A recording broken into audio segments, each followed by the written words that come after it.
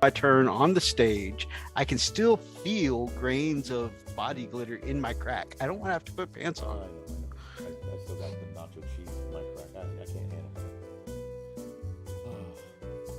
It's not on my face though, right? I mean, I don't care if it's anywhere else. I mean, you got it out of your beard, which Okay, good. That's you know. important. How long has the cheese been there anyway? Oh crap! We're unmuted. Oh shh.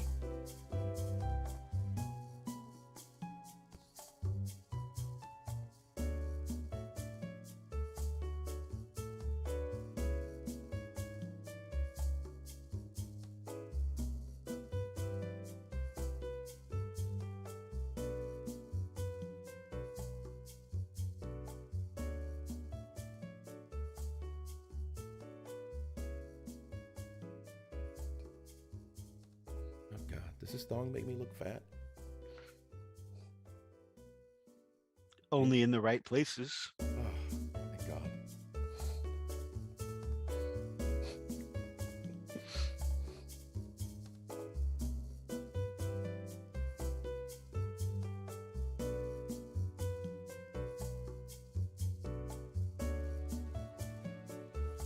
Hey, do you need me to help zip that up for you? No. Okay. I'm just gonna leave it open. Fly free, that's what I always say. Okay, yeah, sounds good.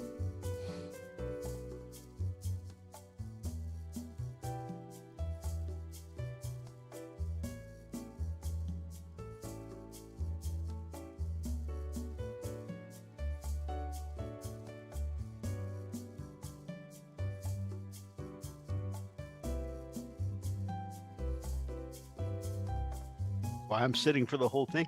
Yeah, me too.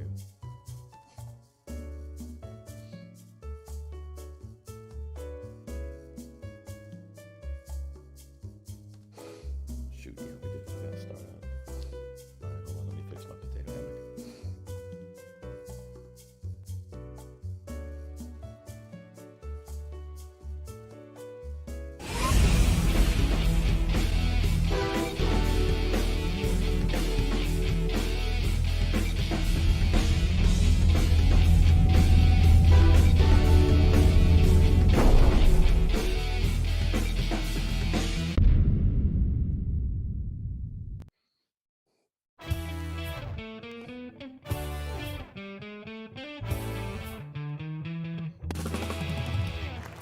It's Friday Night Live with your host, Wolf Brother Mythos, and the Freak. And now for the car wreck of a show, the Frog and Fists. We are the car wreck of a show. We are 2 cars short of an accident, ladies and gentlemen. What is up, beautiful people? It's Wolf Brother Mythos. Hey, I am Freak, and welcome to the car wreck of a show. Yeah, I chopped it all off. Just buzzed it right down, guys. Oh, Roxy, not even worth your hard-earned change. That hurts. That hurts. Sexy man, you. Let's see. No more sub-factions. Commodore's right. You can have sub-factions, you just can't mix them now. And that's going to be, hey, it's a Big Mac dance call. It's a Big Mac. And that's going to be a blow to more to some armies than others, but we'll talk about all that later. Marine, my man. What's happening? Kaiju Shorts and X-Gear Commander. Happy freaking Friday. Happy freaking Friday indeed. Forge the Wild. We had some hot mic issues. We won't talk about that. Hellworks has our t-shirt cannon. He's got us. And Big Mech Dansko, always good to see you. Superfly in the house. Guys, good to see all of you. Good to see all of you. Knowing Hellwork, though, I mean, he's a Marine. He'll probably have a real cannon. It's like an actual bazooka that's just got a few T-shirts shoved in it. Yeah. So, guys, we got a few things to talk about. You know, we're going to read through the FAQ together. Mini Warmutt, Brian, good to see you, my brother. Man, they're all out. But before we get into the FAQ, and I've done some research, and Freak, I don't know if you had a chance to get through any of it, but we're really going to read through it all online and kind of, you know, share what we see. Yeah, definitely. We'll do that. But yeah, the sub-faction soup. Yeah. Man. They did that, didn't they? Yeah. It's not really a big deal for Space Marines. I mean, not as far as like, you know, what the majority of people do. Some people do want to mix their Iron Hands and their Salamanders. That's a combination one of our brothers I know is working on. Sure. But they won't be able to take them in the same army now in a competitive scene. Now, you know, a kitchen game with your friends, a casual game down at the shop. Yeah, I don't see a problem with on that. Your opponent. Yeah. But as far as tournament play goes, yeah, not gonna be able to put them in the same army anymore. Yeah, it makes sense. So I know it's a lot more popular with some of the big armies, like Orcs do it a lot because they have a lot of melee units and they got a lot of shooting units. And obviously, it could seem like a good idea to put your shooting units in one detachment and your melee units in another detachment, right? Like freebooters get a great shooting boost, or your yellow boys who are escaping me right now. Big Mac will correct me, I'm sure. Bad Moons, I know, you know, great shooting detachment, and Goth's great melee detachment. Let me guess, Eldar will be on topic. Actually, we weren't going to cover any Eldar stuff tonight. The big FAQ was probably going to be our main focus. And of course, the big news about how some of our favorite models are going away. Well, I mean, let me rephrase that. Some of our favorite characters. Yeah. Our favorite models, most of them being fine cast, not so much. But some of our favorite characters, their models are going away. Mm-hmm. Running Bear, good to see you. What? Roxy, do you not like the shaved look? Did I take it too far? I take it too far sometimes. I have a too much gene, you know. Yeah.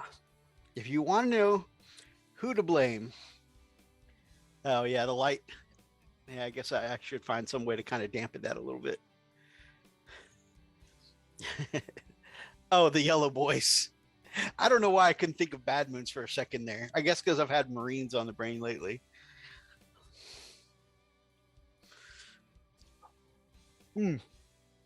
Anyone who's curious why I've decided to go, you know, a little Commander Shepard on top here, I really blame Mini Warmutt Brian for the most part. You know, he mentioned a couple weeks ago that you know, I look like I had a comb over. So I always said if I ever look like the comb over guy or the horseshoe guy, that it's just all coming off. So so when he said that, I was like, well, it's time to go. But before we get into the FAQ and talk about that, Boxy doesn't care about your head mythos, just the orcs. That's fair. That's fair. I need to pull the trigger and shave mine too. Oh, come on, brother. Ah, crap. Watching Fifth Element and listening. Nice. Love that movie. His orky thinking is leaking out with no hair to stop it. Male pattern baldness is a bitch. It really is. It really is.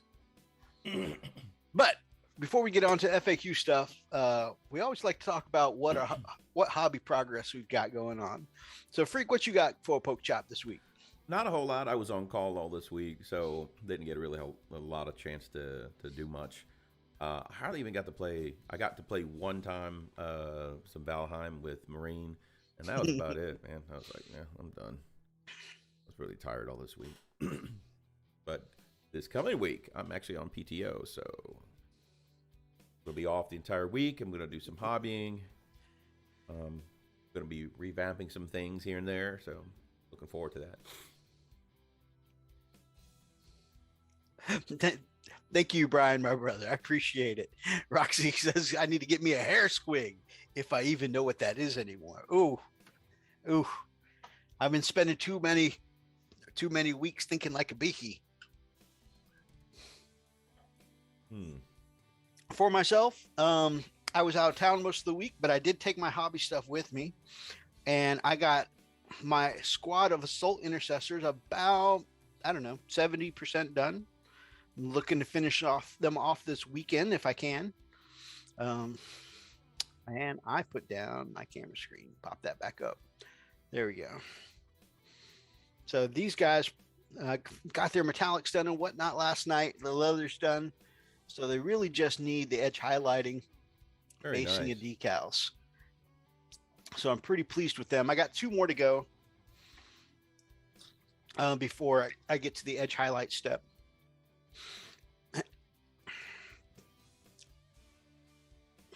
And of course, one of them, I've got to paint a face and a head on, maybe do a little glowy glow on the Power Fist. So very nice. Yeah, I'm hoping to work on those 2 a little more during our Friday night hangout after the show. So that's really all I've gotten done, though. Like I said, I always take some hobby stuff out of town with me, but I don't get like just a ton of stuff done. One cool thing, though, I want to give a big shout out to our brother Rob over at the Miniatures Paintbrush, because those of you who maybe haven't followed his channel for a while, which I imagine everybody has, but he's been from the get-go on a journey to continuously elevate his level of painting. Right. And his goal is to go from, not just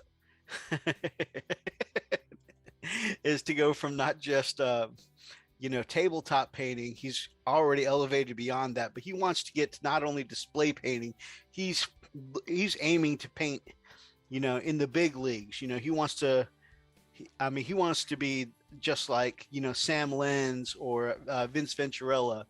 And he is, getting closer every single day.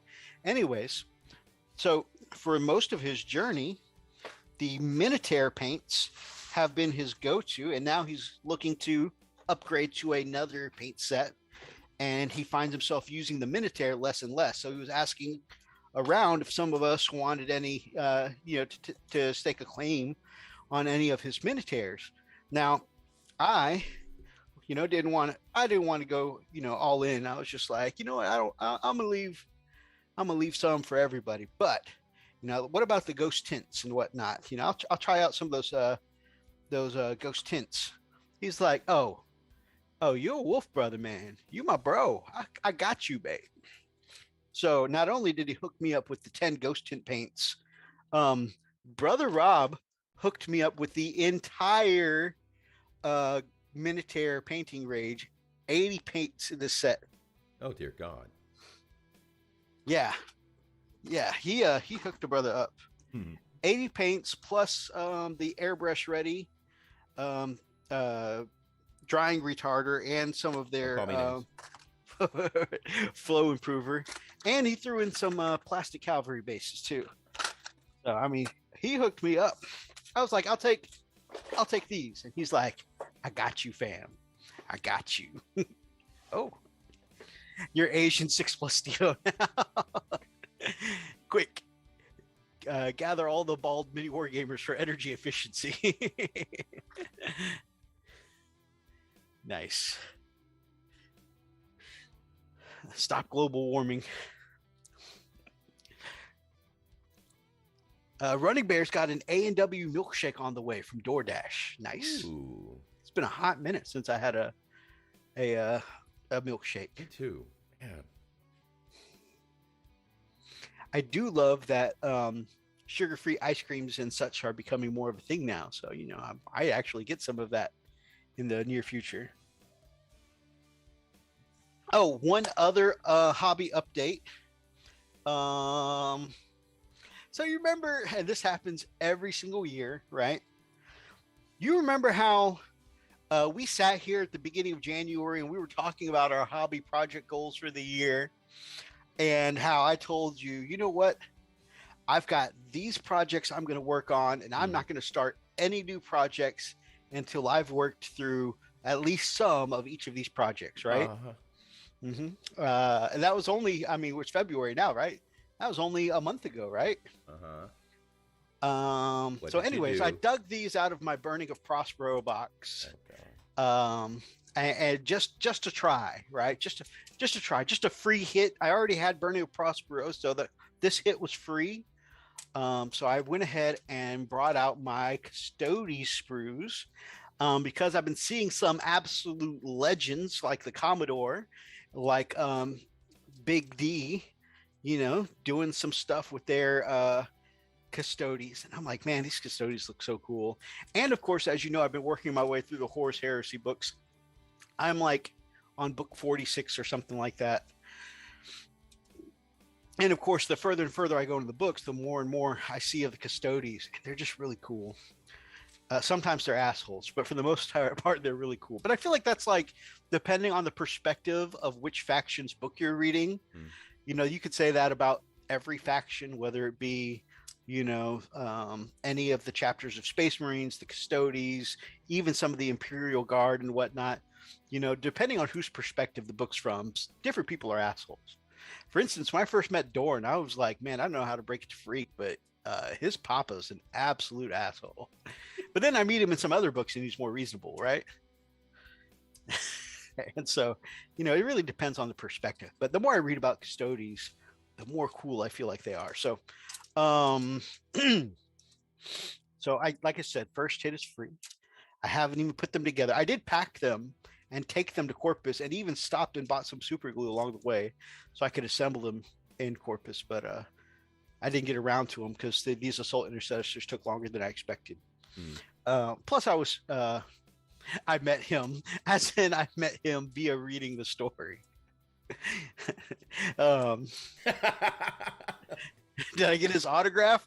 No, he was in punch everyone he sees kind of mood. So I decided to you know, come back for his autograph later. Just avoid the beating, you know. Right.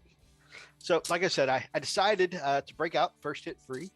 And then I got to scrolling through Etsy, and I found the Galatus Dreadnought, which I slipped and fell on a puddle, and when I landed, the phone landed in front of me, and as I reached out to catch my balance, accidentally hit the buy it now button. So I literally slipped on a puddle and accidentally bought a Dreadnought. So now I have the beginnings of a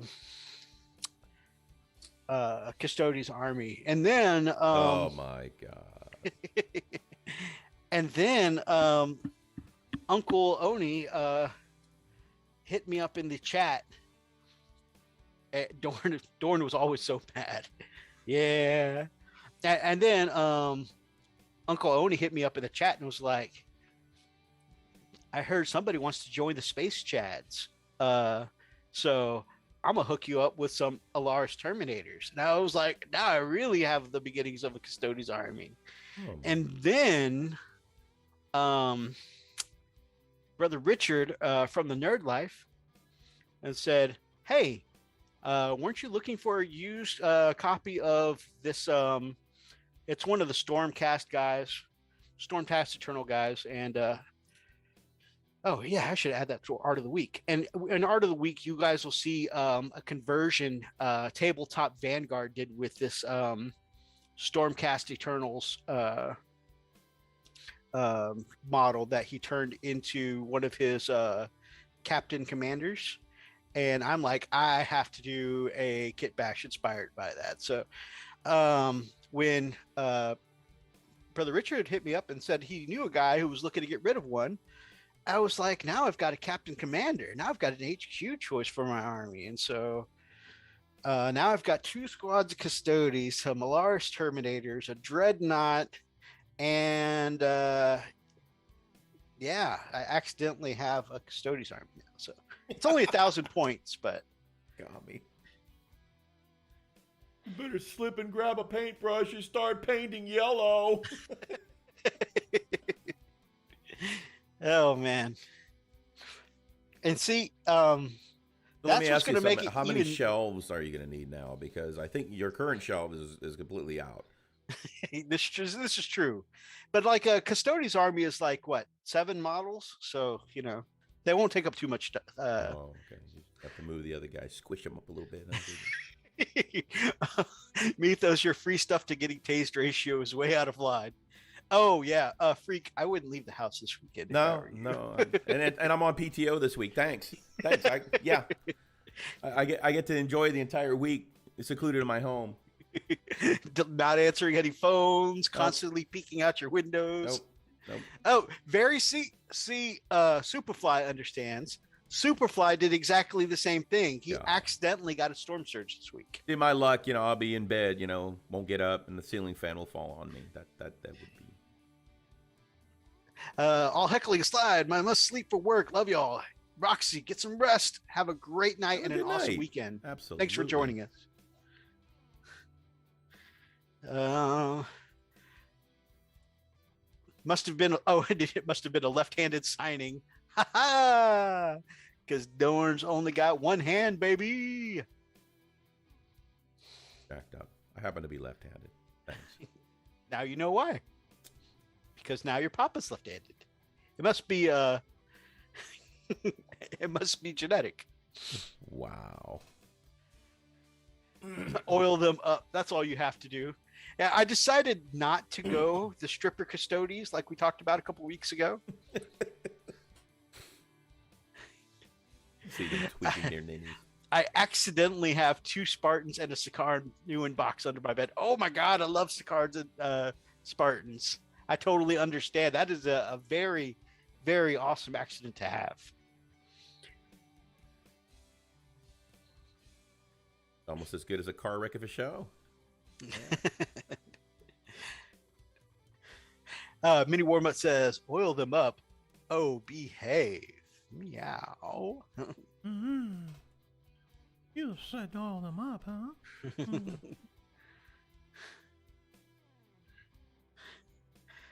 You're no fun. Au contraire. I think it's very much fun. Sit your fat ass down. Almost as good. Almost. Freak, don't start. Chris, he's a bad man. So yeah, even though I only painted the majority of 3 guys, I still had kind of an eventful hobby week. Again, big shout out to Brother Rob for hooking me up with like the full range of Minotaur paints. Mythos has a problem, y'all. I think Mythos needs to go to AA, y'all. Say no to plastic crack, y'all. The misadventures of Mr. Fish. Holy cow, Friday again. Been a rough week, so happy for some shenanigans to take my mind off of stuff. We are here to provide shenanigans. We are definitely here for shenanigans. That's all we offer. That's all we have to offer. I have like thousands and thousands of points of Marines, but I don't play Marines. Trust me, I love orcs too, but I also like variety. Maybe do some orcs, some Marines. After all, I've seen you do some badass Marines before. No, if you continue taking all the fun out of it.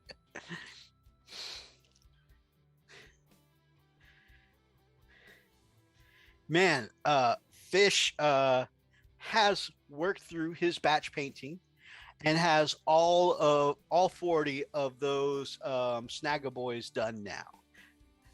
Got through it like a beast this week. So help me, I will pistol whip the next person to say shenanigans. Hey Farva, what's that restaurant you like to go to with all the crap hanging on the walls?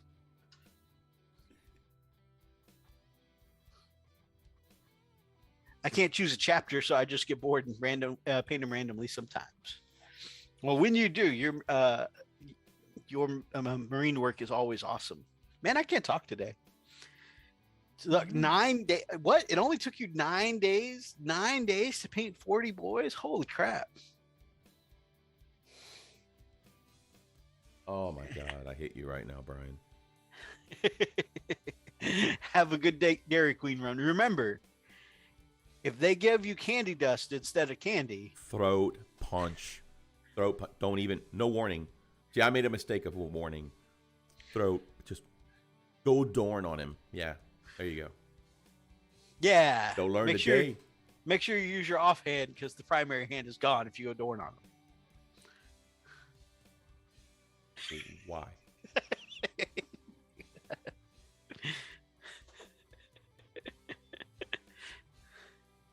Yeah, Roxy, you should do a poll. You should also go to bed. You said you got to work early. Don't tell her what to do. Reese's Blizzard free. Yes. Oh, hey, that's a hobby update. I was gonna say that I've got your Reese's sponsored, not sponsored half pounder coming in the mail, which is great. But you should also show the amazing trophy you got in the mail. Crap. I'll be right back. I'll be right back. Right on, right on. Don't tell me what to do. Hey, you said you needed to go get some rest. I'm just looking out for you. But you do you, boo. You do you. I could definitely go back and do highlights, but 20 colors later, they are fine as is. I understand that, my man. I understand that. Commodore, that's one too many Imperial Fist jokes. I must crush this man.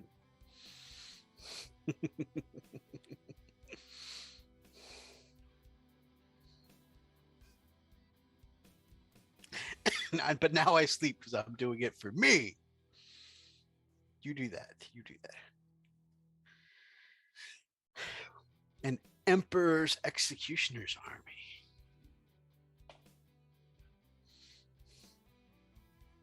We do love the Emperor's Executioners.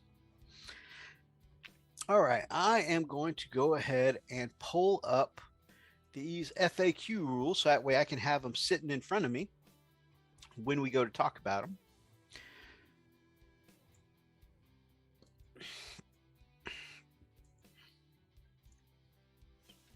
Warhammer community.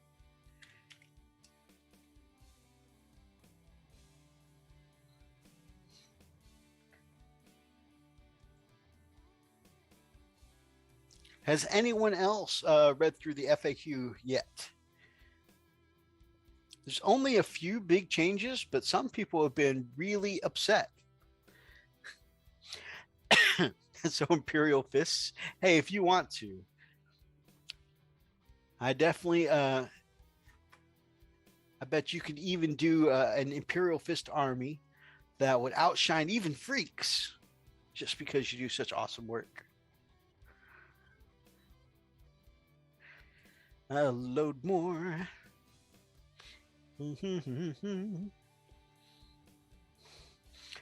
Pricing news. Don't want to talk about that.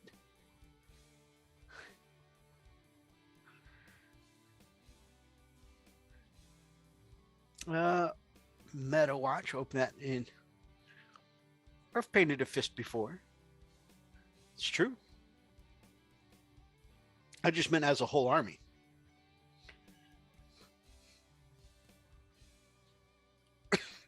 I'm pretty positive it's on your Instagram.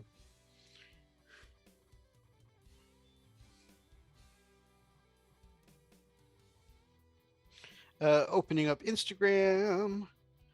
Not right now, Mizuho. It's a vocal artist, Mizuho Lin. I wasn't saying anything inappropriate there. Roxy.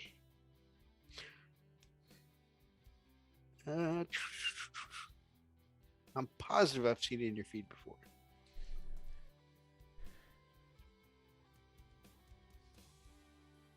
Yes. All right, I am back. And capture that for Art of the Week.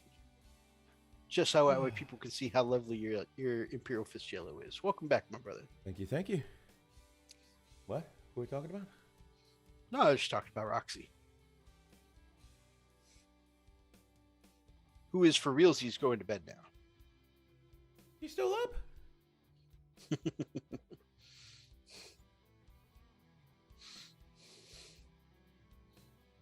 Sure. Oops.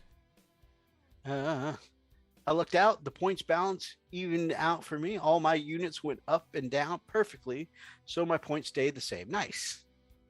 Yeah, some of the points balances have upset a few people, but for a lot of people, it's just some of the core changes, like the rules balances and whatnot.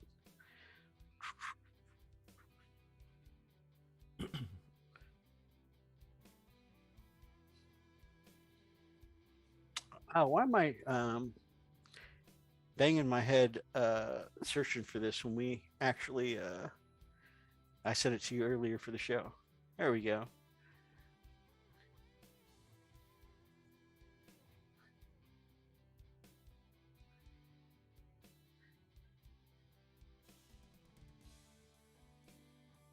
Okay, so the balanced data slate is what came out in January. That's included.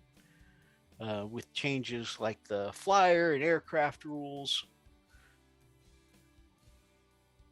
And here come the FAQ. So while you're doing that here, I wasn't really expecting this. I got a package from Commodore, and I'm thinking, I don't know if I want to open this in front of my wife. No telling what it could be. I'm thinking, I was like, oh, what the heck? I open it up, and this was in it. I was like, what the heck? It's the gauntlet. The gauntlet. Do you still have the button for that? Yeah. Oh, yeah. Let me see if I can pull this. Where is it? Where are you, gauntlet? Yeah, here it is. Let me see if I can.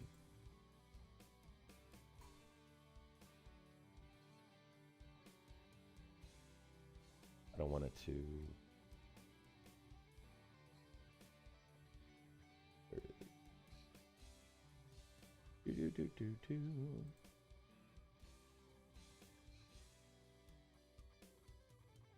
There we go. Let me see if they can hear it. The gauntlet is down. The challenge is now. I'm Running challenging Bear you says, welcome back. because the gauntlet is down. The gauntlet is so down right now. It's down. See, I'm throwing my brush down because the gauntlet is down. You hear me? It's down. The gauntlet is down. The challenge is now. I'm taking you all out. I'm taking you all down, downtown, all around. Charlie Brown. The gauntlet is down. You hear me? It's down. You hear me? The gauntlet is down. I'm taking you down. All y'all freak and meatos. And are you wolf? Are you wolfing up? Are you wolfing up? Are you wolfing up? Huh? The gauntlet is down. The gauntlet. Ah!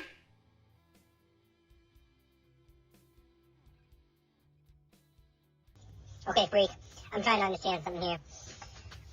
You accept my gauntlet being thrown, and then I don't hear anything from you. And it's like, well, why are you going to accept the gauntlet? And if you're just going to sit there and stand there and not say anything, why would you say the gauntlet's been thrown? Because obviously you're not accepting that the gauntlet's been thrown. I try to establish, like, well, hey, what are we doing here with this gauntlet being thrown? Are we going to be painting this and this? And you're just like, I don't know what we're going to be doing, but I'm going to accept your gauntlet, but I'm not going to accept the gauntlet because this is just, the gauntlet's been thrown. A gauntlet has been thrown. And we have not established what is going on with this gauntlet that's been thrown. And I just feel very, very offended that a gauntlet's been thrown, and there's been a challenge, and then now we don't know what's going on. This is just preposterous that gauntlets are being thrown, and they're not being respected. You have to respect gauntlets. So that was Commodore's gauntlet being thrown. He threw it. Threw it in a box and sent it to me. Thank you so much, man. This is so cool. It was a really, really nice note, you know. But it's really, really neat. Really, Is really it as cool heavy note. as it looks? It is heavy. It is actually heavy, dude. If I Knock somebody dude, out with that yeah, gauntlet. you freaking could, dude. I'm serious. It's heavy. So yeah, there you go. It's actually pretty neat, man. I like it. That's awesome. Respect the gauntlet. Break the gauntlet. So good stuff. The gauntlet's been thrown. The challenge has grown.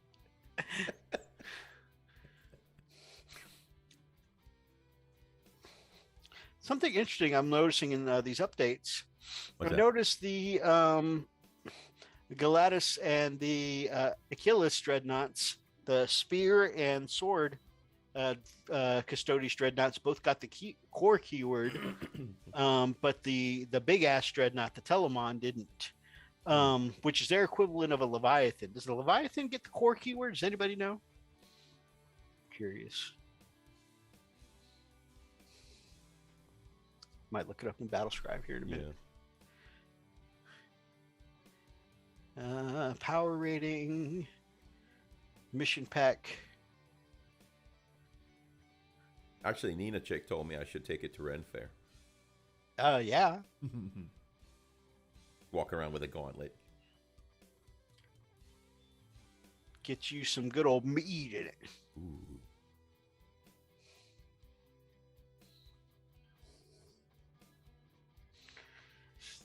Yep. Now, since I issued the challenge, Commodore's not going to have to buy me a gift when I kick his ass, but God.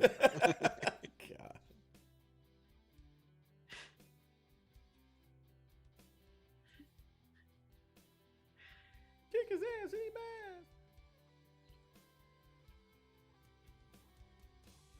All right, you ready to pull up the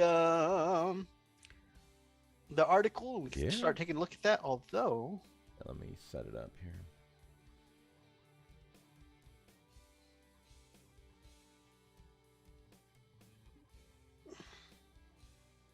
trying to figure out where I saw the thing about subfactions.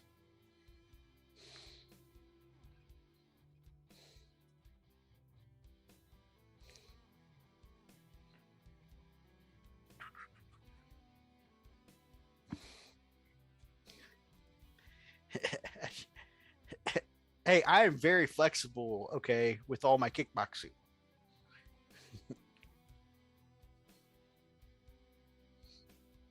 He is flexible. I mean, Chippendales much? Yeah. There you go. Okay, which one do you want to do first, Methos? I know a few older ladies in the front row that could tell you just how flexible I am. Mm-hmm. They're like... Say what? Now, what was the question you asked? which one do you want to do first? The data sheet, the data slate, or you want to do the range rotation? I want you. Actually, before we do that, let's talk about the models, and then we'll come back to the FAQ. Okay, so let's do the range because rotation. That'll give then. me. Yeah. Okay. Because that'll give me time to find what I'm looking for.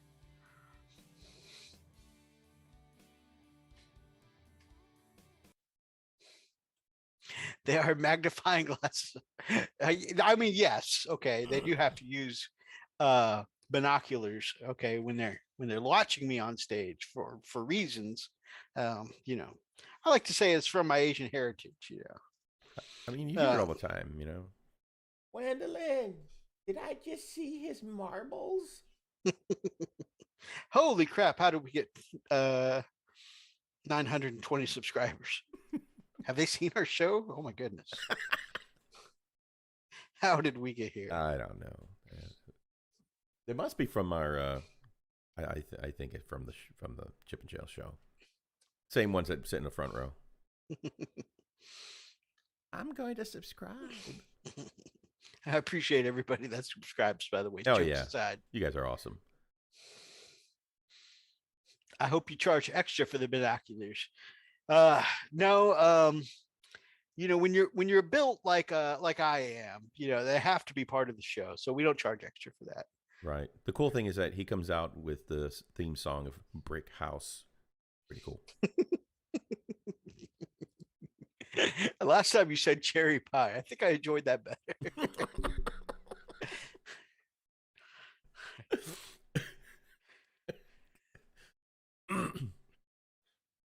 All right, here it is. Range rotation. This is what it means for you.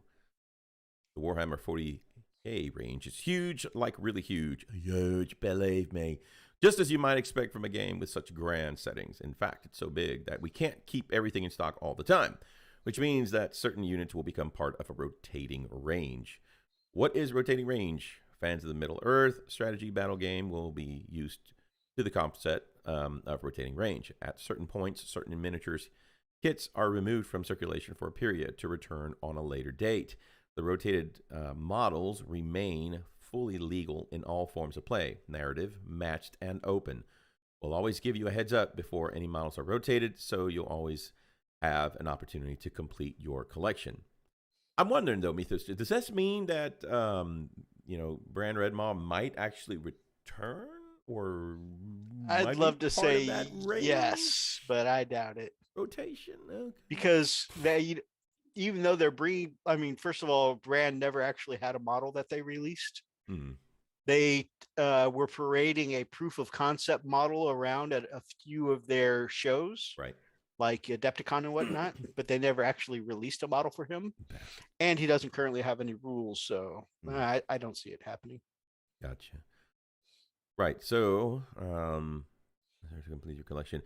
Which kits are rotating out? The first miniatures to cycle out a range of Space Marines themed characters and units. These are generally classic kits that have been around for quite a while and have earned themselves a little rest.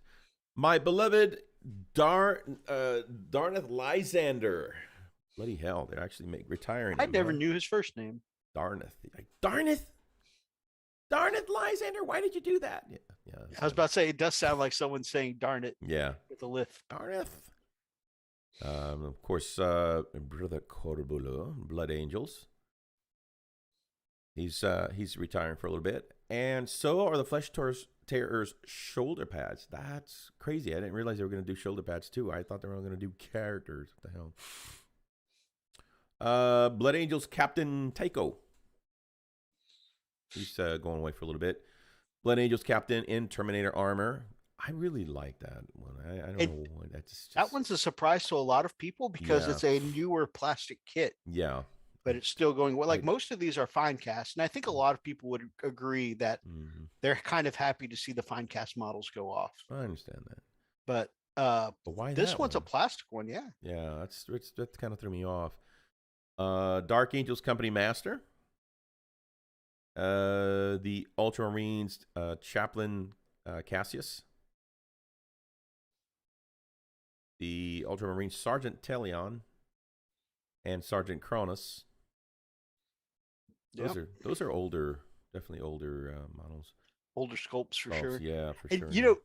I hate to say it, but like you can even your beloved Lysander, and he's a very well known and well beloved amongst a lot of people. Yeah.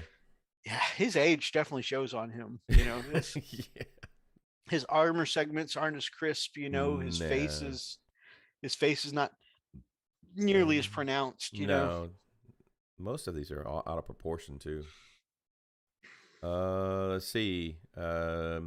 Meeks, my brother. Stacking Sicarius. Ultramarine Tyrannic War Veterans. That is Brother Steve from Who Took My Knife's favorite unit ever, the Tyrannic War Veterans. Wow. Now this one. So you and me both, Mythos. White Scars, the Khan on the bike. Yep. Although I got to say, it's such a basic looking, upgrade to a regular bike. It's basically the face and the little buckler on his wrist and the spear that most people can kit bash that, I guess. Yeah, a lot of people. I mean, for the most part, any kit bash usually looks as good or better than the official model. Right. Grey Knight's brother, Captain Stern. The Rune Priest in Terminator armor. And Space Wolves, Lucas the Trickster. That is surprising, but he's Yep. been around for a long time, though. That's another one. And you have, I know your focus more is on the Orcs and the Templars right now, Yeah. so it probably won't affect you. Yeah. But man, if you ever thought of adding a Lucas Yeah, that's not a thing. to your army, it have to be either, print your own Right. or, look for a third party. Yeah. And you know what? Those are options, right? Well, once again, and you know what? They're definitely hitting the Ultramarines pretty hard, aren't they? Ultramarines and the Space Wolves. It's because they are two of the factions that have the most extra named fine cast characters. Sure. This is true, especially the Space Wolves. They got a lot of them. The Death Watch Captain Artemis is another one. First of all, I always thought Artemis was pretty cool, but Captain Artemis is another one, a fairly new, like I think towards the end of 7th edition, fairly new plastic kit. Yeah, I thought they then was it 7th or 8th edition? I think it was. I want to say the end of 7th. It's possible. I could be wrong though, but still. Yeah, and then Chapter Master Gabriel Seth. That's another one that surprises me too, because he's like, the chapter master for anyone who wants to play Flesh Terrors, right? So it's kind of like, I mean, you're removing like the main dude for anyone playing. I know not many people play Flesh Terrors, but still, I mean, if you want to play Flesh Terrors, like that's the dude, right? And it's just like, oh, that feels like not great, because if anybody, like let's say you're new starting an army and you're like, man, I want to play the more hardcore Blood Angels. Oh wait, I can't get my main leader. What? Right. I guess it's kind of the same thing for you though, because they can't get Lysander, but now they have Torgarodon, so it's still not the same. It's still right. I mean, here's the thing: Lysander is just a major ass kicker with that friggin' Fist of Dorn, man. Just saying. Chapter Master Pedro Cantor. That's wow. So we still love all of these characters. We remember when Lysander returned to Maladrox to fight the Iron Warriors, how Lucas the Trickster faced off against the Drakari, and the way Cantor fought a desperate rearguard battle for his chapter's homeworld. So when this is happening, these miniatures will be rotated out on the 27th of February, so you have until then to grab any that you might have missed. We guarantee that anyone who orders one of these kits before then will get one. So if you want to complete your collection, head to Games Workshops and pick them up. So it's not a bad marketing ploy. I mean, really, they try to hurry it, create scarcity, so they'll be able to have everybody run out and buy them. So very interesting. Agreed. Okay. You ready to cover the balanced data slate? Yep. Okay. So it's been 3 months since the last balanced data slate for Warhammer 40,000. Since then, there have been 2 new codices, Adaptus Custodes and Gene Seal Cults, and a whole new season of Warhammer 40K, focusing on Warzone Nachmund. Let's see here. We also get Chapter Approved 2022, which brings a host of changes to the game, including a bevy of points changes and summarized here. But the designers aren't done, and now it's time for the next installment of the balanced data slate. This is a quarterly free download from the Warhammer 40K design team, which rounds up balance changes so the game stays fun, fair, and competitive. All right, before we go on and talking about that balanced data slate, where it does mention Chapter Approved there, Chapter Approved is where one of the biggest new hits to competitive play comes in. And that's where they say that in a match play game that you can no longer soup your sub faction. So now for the most part, you can still ally in under your factions. You can have your assassins with your Imperial Guard, or your Sisters of Battle with your Space Marines, or your Imperial Knights with your Mechanicus. You can do all that. But within those factions, some of these armies have gotten used to mixing multiple sub-factions in with the same within the same overall faction. A good example of this, one of the things in some of the more top tier Sisters of Battle armies is they'd put all of their melee units into the Bloody Rose, and then they'd put their other more shooty units into one of the other sub factions. Sometimes it would be the one that gives the feel no pain. Sometimes it would be the one that gives bonuses to shooting. But yeah, they would split up their sub factions and giving the most optimal buff per whatever, for whatever the unit was, which makes sense, right? I never like to play that way because it feels a little, yeah, I don't get in games super often, so it feels like an easy way for me to forget. Wait, these units over here are supposed to do the melee buff, and these units over here are supposed to do the, the shooting buff thing, and I just know that I'm likely to forget things. That's a lot to remember, man. Yeah, it is a lot to remember. I mean, sometimes if it can be a lot to remember all of your own codexes, all your stratagems and, whatnot, all your tricks and special abilities, all from just one codex, trying to remember 2 different subfactions worth of stratagems and abilities and whatnot. Right. That can be a lot. Oh, yeah. So I never personally prefer that play style, but I could see where some people going for an optimum build would do that. Right. Like I mentioned earlier, it's also very popular with orcs, with Goths being the melee side of things, and either Bad Moons or Freebooters being the shooting side of things. So, G, my man, and Lupus Canis for us, my brother. Hello, Muffin. This reminds me of the Disney Vault. We'll get this movie on Blu-ray before it goes back to the vault. Yeah, pretty much.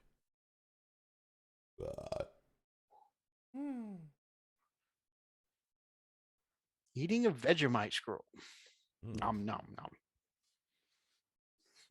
So that is one big change. Now, Freak, have you ever been tempted to ally in, like your smaller Space Wolves army with your bigger, say, Imperial Fist army? I thought about that. Yeah, just kind of have them go. And I knew there was something at the time that was still available to do. So yeah, I think we had actually talked about that before because your Space Wolf army is missing covering fire. So we talked about maybe bringing in some of your best shooty units from your Imperial Fists, like your Dreadnought and your Hellblasters and whatnot. That would have worked really well. Yeah, and of course, doing that, you couldn't take advantage of having a primary army and the benefits of it. So, which is fine. But you still have the benefits of, that covering fire, you know what I mean? So, but now, not so much. How is it different from running Space Wolves, Blood Claws, and Grey Hunters than Log Fangs? And actually, so that's why I said it doesn't affect Space Marine armies as much. You can get the benefits of shooting, say, if you were to do Iron Hands and Space Wolves or Blood Angels, for instance, you could get the best of the melee with the best rules for shooting.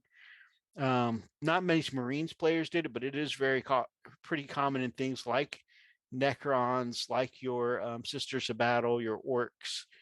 And these have actually been armies that have been doing pretty well, at some of the upper tables. And some of that is because they've been able to do these more optimized builds, doing what these units are built for and getting the buffs for it, So now it's going to be interesting to see how that changes the meta, because these armies that are used to optimizing that way, they're going to have to pick one way or the other which sub faction they're going to play in. And will that take away so much power from them that they're not going to be seen at the top tables anywhere? I doubt that, but I think it will shake up how some of these lists are going around in the meta. So I debated doing Snakebite Snagas with my Blood X Commandos, but then realized I didn't want that much effort. Luckily, me starting Blood Axes only paid off. Yeah, I mean, I've thought about that too. When I got the Beast Snagas in, it seemed like an optimal time if I wanted to try a different paint scheme or a different set of rules. The Beast Snagas were so much different from the other orcs that I had, that I considered trying the snake bite side of things too, especially since snake bites get buffs for all those squigs, and man, I love cavalry units. And but yeah, I'm also glad that I decided to stick with just the one faction. So that is one major thing that changed. There are some other things that happen in chapter approved, but I feel like that's gonna be, the very biggest change, and that's one of the ones that I think is going to affect some of the things that we're going to see at some of the top tables. Right. Now, of course, we're going to look at some of the armies we play with the FAQs. I know you looked at the balanced data slate. That seems pretty much all the same stuff that we saw in January, like the changes to flyers and stuff like that. But now they have down below that, they have some of the FAQs for each book that's come out. So we can take a look and see what's changed with some of our armies. Okay. Let's see. Tactical deployment. Let's see. A couple of these out here. Necron, Space Marines. Here we go. Yep. Let's see. And if you guys want to take a peek at any of, Mazrog is Snakebite also. Yeah, that was another thing, because I really like the Great White Squig and his claws. So that made me consider Snakebite as well.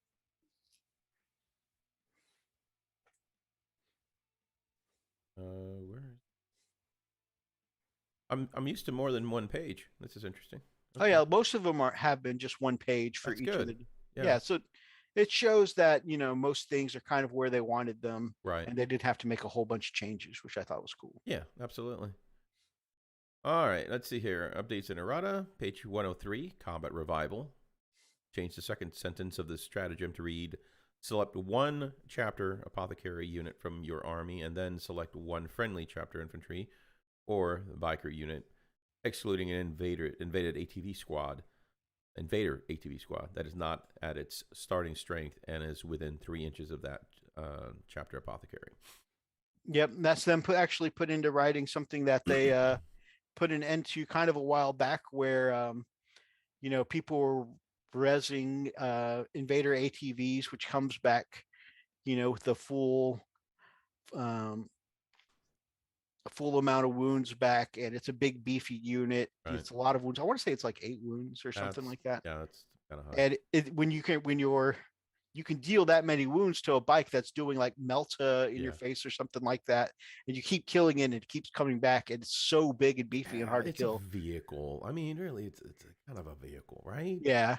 But since you could do it to a biker, I guess the natural thinking was that, well, an ATV is kind of like a biker, but I did feel kind of broken, I think, for it. And right. Being that I'm a white scar, I'd love to have stuff like that. Even I feel like it's a little broken. Page 104, guerrilla tactics. At the following, onto the end of the stratagem, that unit cannot arrive from strategic reserves in the same turn it is placed into strategic reserves. So that makes sense. So unit cannot arrive from strategic reserves in the same turn it is placed into strategic reserves. So I'm still kind of confused on that one, because typically when you place them in strategic reserves, typically you do that at the very beginning. Yes. So what happens is there's a couple of these Space Marine armies. I want to say it's like Raven Guard that has the ability to come in first. Yes. Well, not only that, but like they have an ability to disappear off the table and then deep strike in somewhere else on the table. And so this is just clarifying that they can't do both of those in the same turn, which I think is very cool and thematic, to like fade in the shadows and then end up over here. But yeah, I could see where it should cost them something, in this case a turn. That makes sense. Page 107, Merciless Butcher. Change this to read: each time this warlord is selected to fight, make one additional attack with one of its melee weapons for every 5 enemy models within 3 inches of it, to a maximum of 3 additional attacks. Man, they'd have to be swarmed. That's 15 models. Yeah, that's a lot. Page 141, Heavy Intercessor Squad, War Gear Options. Change the second bullet point to read, for every 5 models in its unit, 1 Heavy Intercessor's Heavy Bolt Rifle can be replaced with 1 Heavy Bolter. 1 Heavy Intercessor's Hellstorm Bolt Rifle can be replaced with 1 Hellstorm Heavy Bolter. Or 1 Heavy Intercessor's Executor Bolt Rifle can be replaced with 1 Executor Heavy Bolter. That makes sense. Heavy for heavy, right? So Yep. basically that's all it is.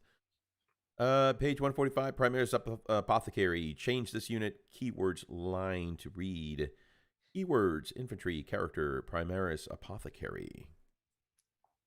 Very good. Page 161, Venerable Dreadnought, War Gear Options. Add the following additional bullet points. If this model is from the Space Wolves chapter or one of its successor chapters, a Storm Bolter can be replaced with 1 Heavy Flamer. Let's see. Page 164, Assault Squad, War Gear Options. Add the following additional bullet point. If this unit is from the Blood of Angels chapter or one of its successor chapters, up to 2 Assault Marines can each have their flamer replaced with one of the following: 1 Melt-A-Gun or 1 Plasma Gun. That's pretty good. Page 195, Bolt Weapons. Change Guardian Spear to Vigil Spear. Okay. Right on. Let's see. Do we want to cover the FAQs? Let's see if it's anything. Let me Let's see what it is. So okay, so here goes. So the question is, if a full strength Space Marine squad that has an upgrade, such as a teleporter, Homer, an Armorium Cherub, or a Watcher in the dark, uses the combat squad's ability to split into 2 separate units, can only one of those units use that ability, and do I have to declare which of those units gets to use that ability when the unit is split? Answer is, if a unit has a split or has split into 2 units because of its combat squad's ability, only one of those units can use a Teleport Homer, Armorium Cherub, or Watcher in the dark ability. You do not have to declare which unit will get to use that ability when the unit splits up. Either unit can use that ability during the battle. Once used, we recommend removing any model used to represent the Teleport Homer, Armorium Cherub, Watcher in the dark, as a reminder that the ability has now been resolved. So, yeah. I don't like that ruling only because they say in the rules that we recommend you use a model to represent this ability, right? Right, the creepy baby. You put down the creepy baby to represent the Right. cherub. You put down the machine to represent the teleport Homer. Right. So they tell you to have a stand-in. Have a great night, G, my man. They tell you use this to represent. So your opponent's watching where you're putting that model, Yeah. right? Right. But then it says, oh, but you can actually use it on either of them. And it could definitely lead to some misdirection and kind of, I don't know, to me it kind of makes the point of having that physical reminder out Right. there pointless. Yeah. Right. Why? Yeah, because you don't have to declare which unit will get it. Right. So right. why So even put it on there? you can intentionally be deceiving and be like, put the model with the wrong squad, have them move into position, and then use it on your other squad halfway across the field. That Right. I don't know. That one just feels weird. All right, let's see. To answer your question, Mr. Fish, I don't see an update for the FAQs for the orcs this year, and I don't see anything in the previous from last fall in their FAQ to say that you can't do that with your blood axes. In fact, there's one that sounds similar that says, I've got a plan, lads. And it's at the end of the deploy army step, select up to 3 blood axes and from your army and redeploy them. So that's saying you can do it with the blood axes. So you should be good to go, man. Okay, so let's go back up here. Yeah, the Imperial Fists is from 2020. So yeah, you it's should be an good old there. one. Yeah. Let's see. Let me see. Core book rules. We probably should see that one. The core rules, yeah. Yeah. Yeah. Let's look at that. Let me see if I missed anything else before I move on. We got the Space Marines one. Ooh, okay, this is where the pages are. Yeah, there's a bunch of them in there. Well, guys, the core rules, you know. Yeah. All right, let's see here. Rada. All right, zoom, baby. Zoom.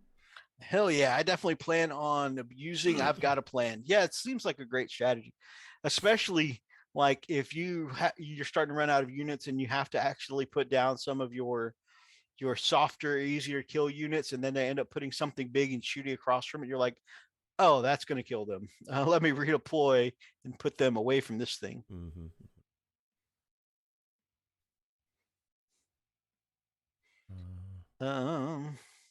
Kind of skimming through this. Blasted multiple dice rolls. Obscuring a dense cover. Okay. Let's see. Obscuring and dense cover are 2 terrain traits introduced with 9th edition. Blah, blah, blah. These rules do not overwrite the normal rules for determining visibility, though they are in addition unto them. Specifically, even though the obscuring rules state that aircraft and models with wounds characters of 18 up can be seen through obscuring terrain, they are still only visible and hence eligible targets if the firing models can physically see them. So if the terrain in question is solid and opaque, they are still not eligible targets. That makes sense. Okay. Also, in the same way that obscuring terrain blocks visibility when it's in between a firing model and its intended target, dense cover terrain imposes a hit penalty whenever it's between the firing model and its intended target, with the noted exceptions. Have a good night, Commodore, my brother. Good night, bud.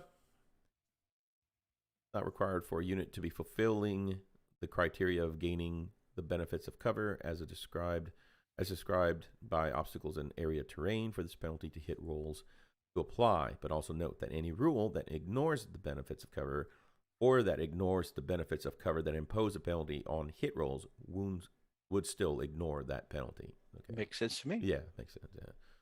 And then set up the reinforcements. We were just talking about that. The designers don't replace when a reinforcement unit is still up on the battlefield. That unit typically must be set up so that it's more than a specified distance away from an enemy model. Right, more than 9 inches away from an enemy model. Whenever such a distance is specified when setting up a reinforcement unit on the battlefield, that distance always applies to the horizontal distance, even though normally you measure to and from the closest part of the model's base or hull. That means that if we were to use the above example, when that unit is set up on the battlefield, it must be set up more than 9 inches horizontally from any models. Note that this also applies when setting up strategic reserves units as well as repositioned and replacement units. That's pretty straightforward. That's not a whole lot of... Battlefield quarters. I'm actually surprised that was even a question. Yeah, Sometimes you ever read an FAQ and be like, "Who asked this question?" Yeah, it's sad that they have to actually, clarify something that is clear. What are table quarters? Redeployment Take units. geometry. My bad at math. Deployment large models. Let's see. Setting up units debarking from here we go. So when a transport model is destroyed, if you cannot set up every model from a unit that was embarked within it, only models that cannot be set up are destroyed. Okay, that's good. Huh. I feel like there was an era before where it used to be, you can't fit them all, so the whole thing is destroyed. So right. That's good. Yeah. Deploying large models. Some large models, typically aircraft, have wings and other parts, right? Blah, blah, blah. This can make it difficult for them to fit wholly within a mission's deployment zone, and whilst the deployment sequence of mission packs clearly state that no part of the model can overhang the edge of the battlefield, the edge of your deployment zone is not mentioned. For clarity, such models can overhang a deployment zone if it's not possible to set them up otherwise. If it's not possible to set them up without them overhanging their deployment zone, but when setting them up on the battlefield, their base must still be wholly within. That makes sense. Oh my God. Are they really that petty? I was about to say, that sounds like an opponent somewhere that was like, your wing is overhanging off your battlefield. Right, it must be destroyed. Got to destroy the flyer, man. That's so petty. You know, God. Some people are like that, man. Ugh. Psychic actions. Let me see if there's anything here. For intents purposes, when a unit attempts a psychic action, this is treated the same as if we're attempting to manifest a psychic power, and as such triggers any rules that interact with manifesting a psychic power. Rules that enable you to deny a psychic power can also be used to deny psychic action. Note that a psyker can still only attempt to perform one psychic action in their psychic phase instead of attempting to manifest any other psychic powers. Note, however, that the range of psychic actions is never modified by any such rules. Okay, that actually is useful for me because I didn't know that if they were doing one of their objective actions, you could deny the witch on that. So that's interesting to know. Yeah, that's cool. And I'm glad they did clarify because I have sat in on debates of one of the local Dark Angels players. Somebody was trying to tell them that they could still cast a spell and do their psychic action at the same time. Right. And I'm like, takes up the psychic slot. But That's now it's clear, it's in black and white. Yeah. Out of phase rules and embarking on transports. We wish to add an example to explain how the out of phase rules apply to units. When a unit uses a rule to make a move as if it were the movement phase, all the normal rules that would apply in the movement phase apply when making that move.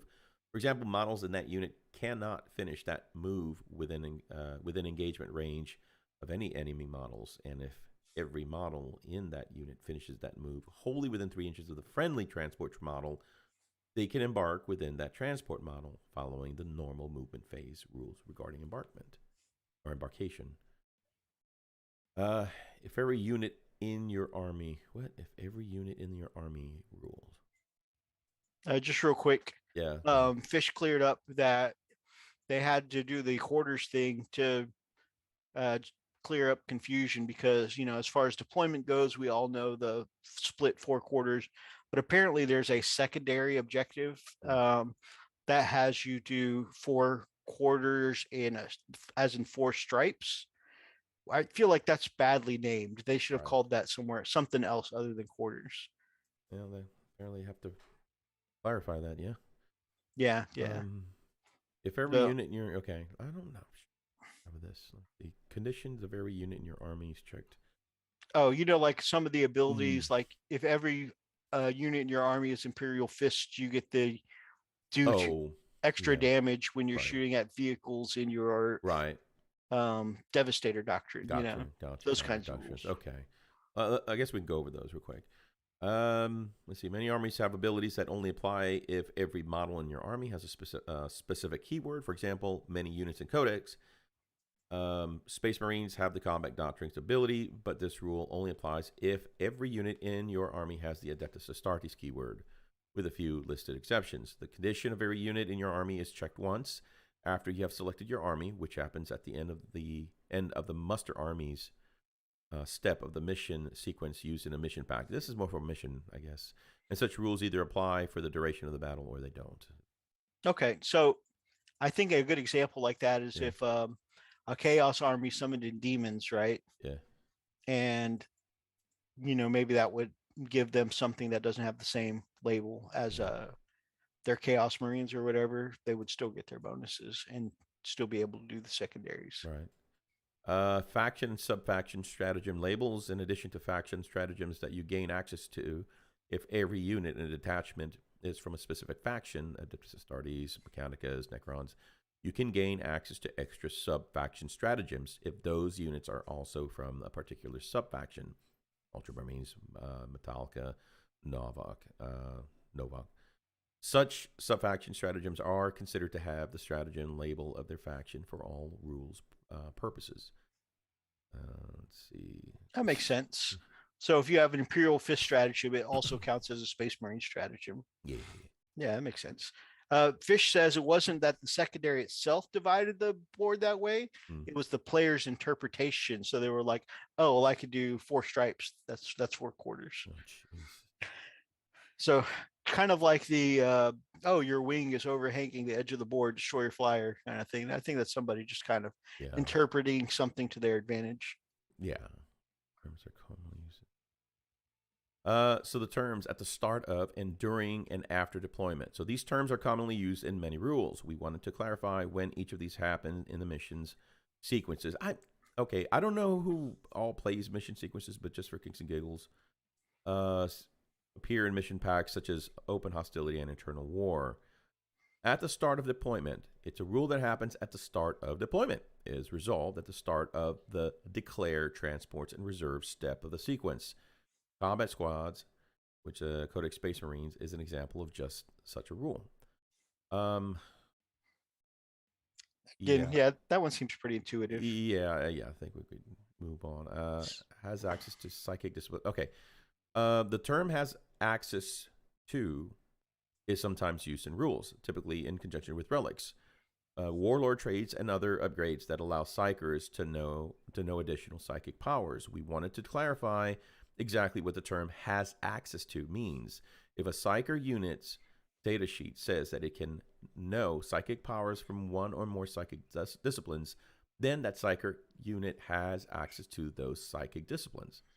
If a psyker unit has the option to know physical or psychic powers from a different discipline in addition to the disciplines listed on that datasheet, then a psyker unit has access to that psychic discipline as well. If a psyker unit has the option to know psychic powers from a different discipline instead of a discipline listed on their datasheet, then the psyker unit has access to that psychic discipline instead.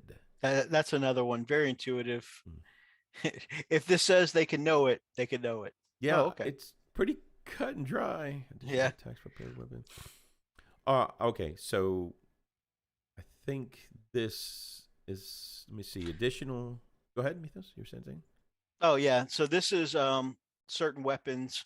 For instance, like orcs have their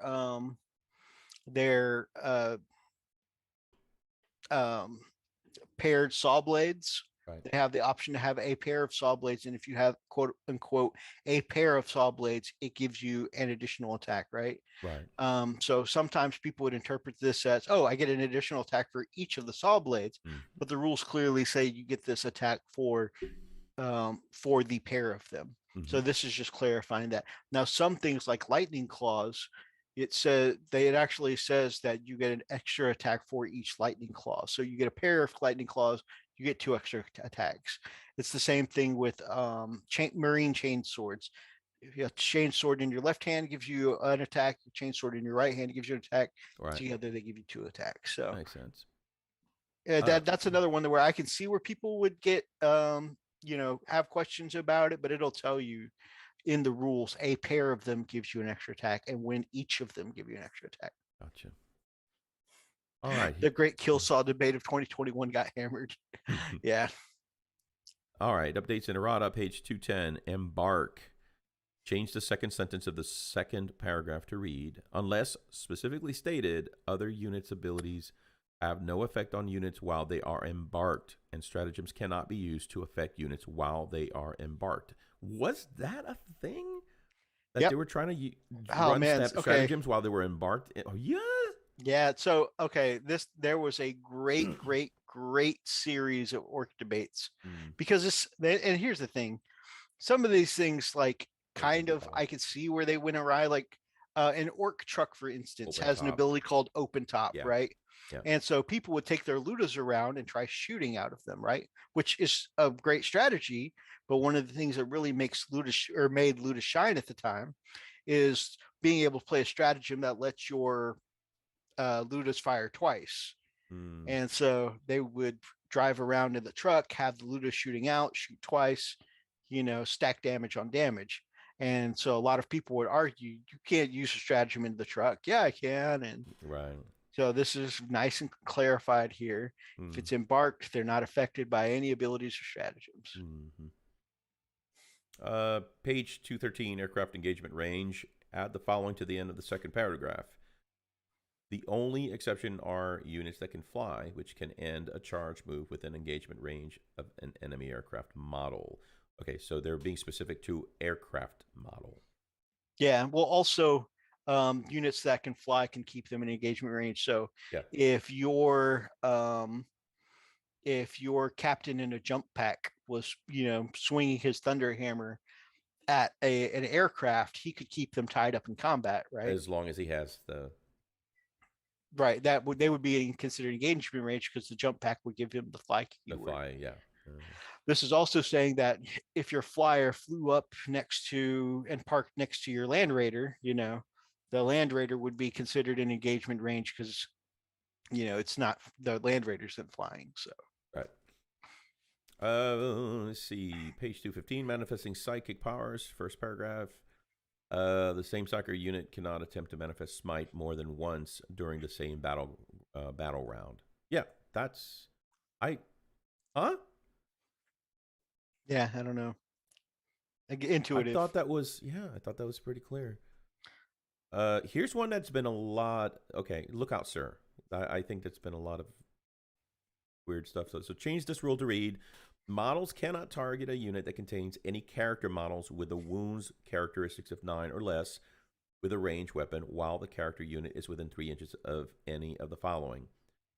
1, it's a friendly unit that contains 1 or more vehicles or monsters, models with a wound characteristic of 10 or more. A friendly non-character unit that contains 1 or more vehicle or monster models. A friendly non-character unit that contains 3 or more models. Interesting. In all cases, if that character unit is both visible to the firing model and it is the closest enemy unit to the firing model, it can be targeted normally. When determining if that character unit is the closest enemy unit to the firing model, ignore other enemies' units that contain any character model with a wounds characteristics of 9 or less. So, cannot shoot an enemy character with 9 or less wounds while it's within 3 inches of a friendly unit that contains 1 monster. Okay, that so this is kind of similar to 8th edition rules, really. Well, what makes it different is that the whole if it's not a vehicle or monster, you got to have at least 3 people in the unit. Yeah, and of course, if they're, let me double check. Mm-hmm. Monster vehicles, 3 other models, including character models or winless closest target. Okay. If the character is both visible to the model and is closest to the enemy firing model, it can be targeted normally. Determining if the character unit is the closest. So that's just that's a clarification there. So like, right. Even if you're around 10 Space Marines, your captain can still be shot if you've maneuvered to where the captain is the closest. Yeah, okay, that makes sense. We talk about all the time. Yeah. If 8th edition, it's just you can screen them out, but right. This one you got to put a little more thought into it. Makes sense. But yeah, I mean, we've had that conversation many times before. Like, well, if you move right there, you're technically closer to the shooting person. Right. Yeah. Let's see. Let me just kind of go through these. Setting up strategic reserve units. 3rd paragraph, 2nd sentence. Change the sentence to read: the only exception to this is if every model in the unit is being set up with 1 inch of their own battlefield edge and wholly within their own deployment zone, in which case they can be set up within 9 inches and even within engagement range of an enemy model. Page 258, performing actions in 2nd paragraph, 4th sentence, change the sentence to read: a unit can only attempt to perform 1 action per battle round. Yeah, so you can't shoot and raise the banners or something like that. Difficult ground. Change this rule to read: if a unit makes a normal move, advances, or falls back, and any of its models wish to move over any part of their terrain, this terrain feature, subtract 2 inches from the move characteristics of every model in that unit to a minimum of 0, even if every part of this terrain feature is 1 inch or less in height. If a unit declares a charge and any of its models wish to move over any part of this terrain feature as a part of its subsequent charge move, subtract 2 from the unit's charge roll.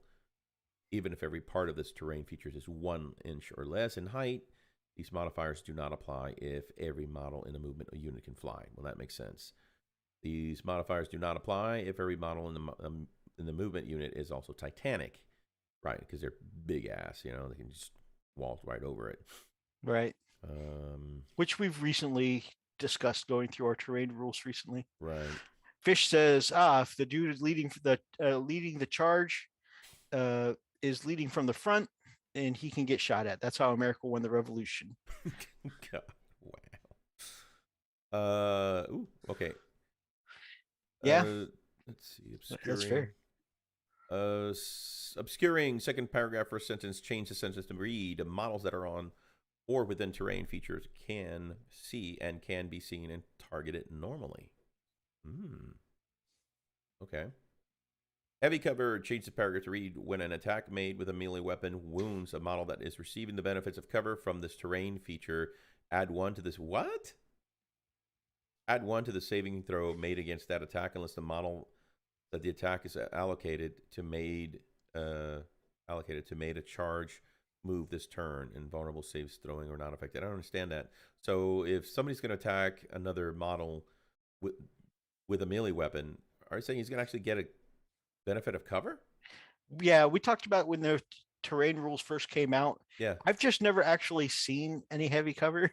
Yeah, okay, I guess it's just something we haven't encountered yet. But I think the example they gave when we were first going over the terrain changes, where like if you're fighting in a jungle and the vines are so thick it obstructs your swords or whatever. I mean, that's some heavy ass cover, man. I mean, you're right. Fighting in the bush. You're right, but I think that's why we very seldom see those rules. This is true. Okay, I somebody must have had that fight because it's there. Yeah. Jeez. While we stand, we fight. I'm not familiar with that one. So these are some of the specific secondary objectives and stuff like that. Okay. I don't want to go through all the specific secondary objectives. Mastercrafted armor. Okay, this is good. Mastercrafted armor. Change the first sentence to read: add 1 to armor savings throws made for the bearer. Let's see. Place objective markers. Players now set up objective markers on the battlefield. What? That's okay. Yeah, we get it. Crusade mission pack. Move on. Crusade mission pack. Rare rules always fight first, last. What are those, Methus? Rules like the armor of rust that says your enemy always fights last. Discussing those rules. Oh, okay. That's probably a good one to cover then, right? Yeah.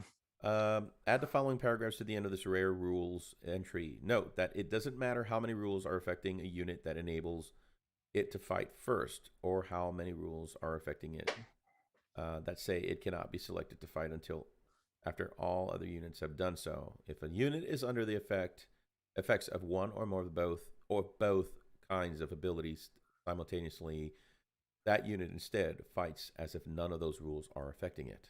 Interesting. So if you have a relic that says you fight first and my armor of rust says you fight last, then it cancels each other out. Yeah. Even if you have 10 fights first abilities and I just have the one armor of rust, still cancels each other out. Huh. Note that the counteroffensive stratagem requires you to select a unit that is eligible to fight.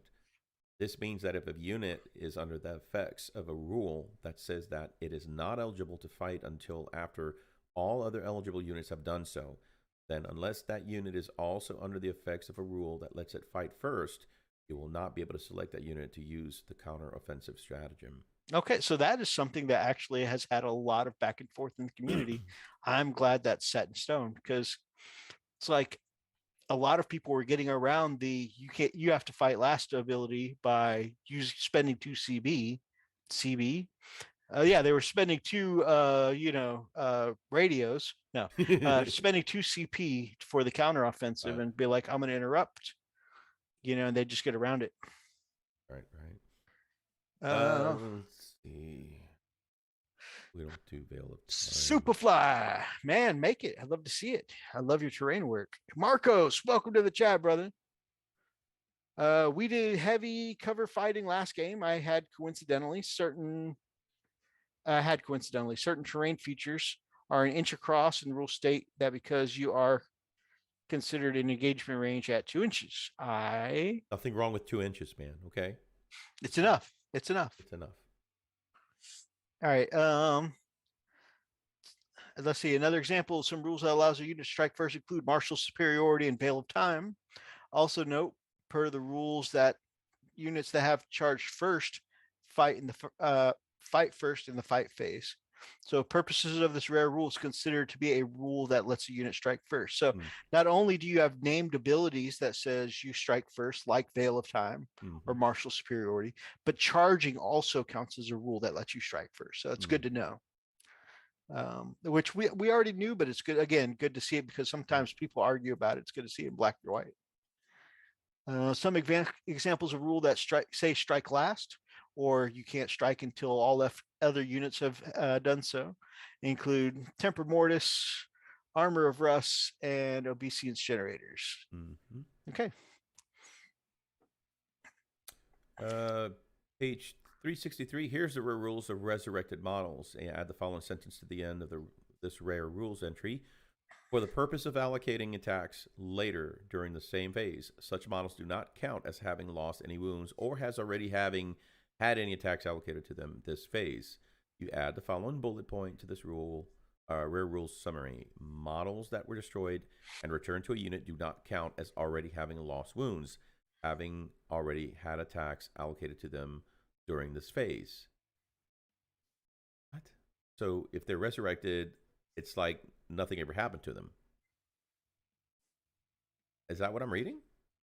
Okay, but also I think that goes in combination with the rule that says if a model has already taken wounds, it has to be the first one to receive wounds next in combat.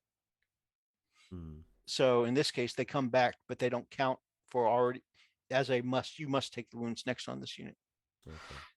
I can definitely see it took some very specific maneuvers to make it happen. Yeah, it just doesn't come up very often, but it's cool that you got to use it in the last game. Rare rules, reposition and replacement. Reposition and replacement units. Mhm. If that unit was performing an action, that action immediately fails. Such rules can, if they occur in the movement phase, be used on units such as reinforcements this phase or units that has already been selected to move this phase. Okay. Charging an aircraft. It's not normally possible to end any kind of move within engagement range of an aircraft. However, many aircraft models have an ability that specifically says they can only be charged by enemy units with fly.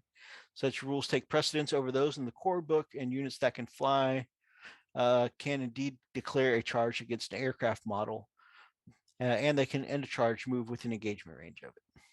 I mean, again, that's pretty intuitive, but I guess I mean, I know that they needed to put it in black and white because, like in competitive play, there's a lot of like blocking models by putting a flyer there, and they can't end an engagement range of it. Right. Disembarking large models. Yep, 363. Some models are so large that when they are disembarking from a transport model, it is not possible to set them up wholly. I think we just talked about this. It's a very similar rule. So basically, in these cases, set up a model with its base or hull within 1 inch of its transport model's base or hull, and not within engagement range of any enemy models. This is pretty, intuitive. If it's impossible to set up a disembarking model wholly within 3 inches of the transport model because if it's too large, set it up within 1 inch of its transport model instead. I'll give you options. Rare rules resolving abilities when moving off the edge of the battlefield. Okay, I think we just talked about that. Same thing. Some models typically aircraft rules that are used after they have finished making a move in the movement phase as a dropping bombs or units they have moved over. If a unit has such a rule and it can move off the edge of the battlefield, such as in this case with aircraft, when a strategic reserves rule is being used, then for the purposes of those rules, that unit's move is considered to have finished when it touches the edge of the battlefield.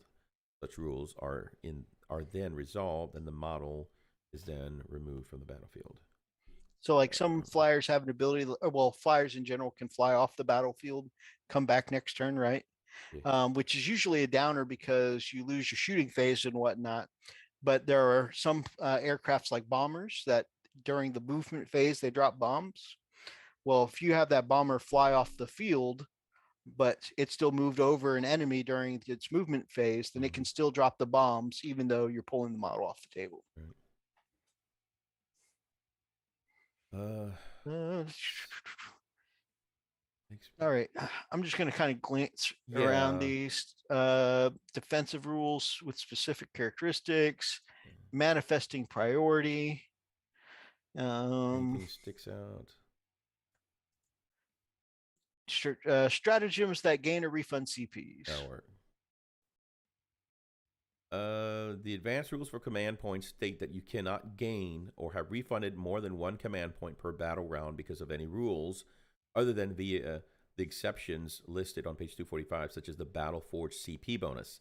However, there are a small handful of stratagems that let players gain or refund several command points when used. Feeder, tendrils, and coda tyranids, so long as such a stratagem is used during the phase. It's not used before the battle or at the end of a battle round. The limit of gaining or refunding one command point per battle round does not apply to any command points gained via stratagem. Okay. Right on. Scoring hits. Scoring hits. Desperate breakout and rules prevent falling back. Multiple attacks inflict mortal wounds. Sure. Okay. 363. Some attacks can inflict mortal wounds either instead of or in addition to the normal damage. If, when a unit is selected to shoot or fight more than one of its attacks that target an enemy unit have such a rule, all the normal damage inflicted by the attacking unit's attacks are resolved against that target before any of the mortal wounds are inflicted on it. Unit can have So if a unit can make multiple attacks that inflict mortal wounds, all of the normal damage inflicted by all of the attacking unit's attacks is resolved before any of the mortal wounds are resolved. So we've kind of done it backwards. We should probably start doing it the right way. I know sometimes we would be like, okay, so we automatically take X amount of damage from the mortal wounds, and then we start going through the saves and whatnot, try and figure Right. out the rest of the damage. So that's something we probably should tweak around. Yeah. All right. I think we've got a good chunk of these, and we've picked out this is some good. things that we think are going to make a big difference. And also, it's interesting to know, especially since I'm taking a look at some custodies. It is interesting to know that the two contemptors, custodies contemptors get the core special rule, but not the Telemon. Actually, I want to look that up right now. If the Telemon doesn't get it, I wonder if the Leviathan gets core, because I don't remember. All right, I'm going down a little further. Let me see if there's... Okay, those are older ones. I think we're covered, man. Yeah. That's it. Oh.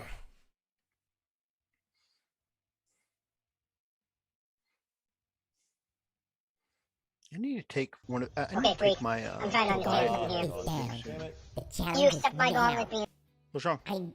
I had the gauntlets, both gauntlets going, so I had to The turn them on. gauntlets. Both gauntlets. I haven't taken my Leviathan in a hot minute.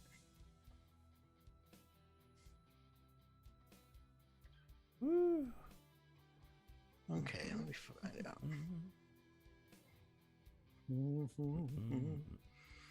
All right, so rules.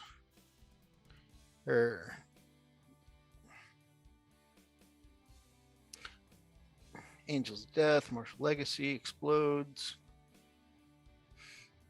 It has the faction keyword, Astartes keyword, Dreadnought, Imperium Relic Vehicle, Leviathan Dreadnought, Elite Smokescreen. Okay, so the Leviathan doesn't get the core keyword either.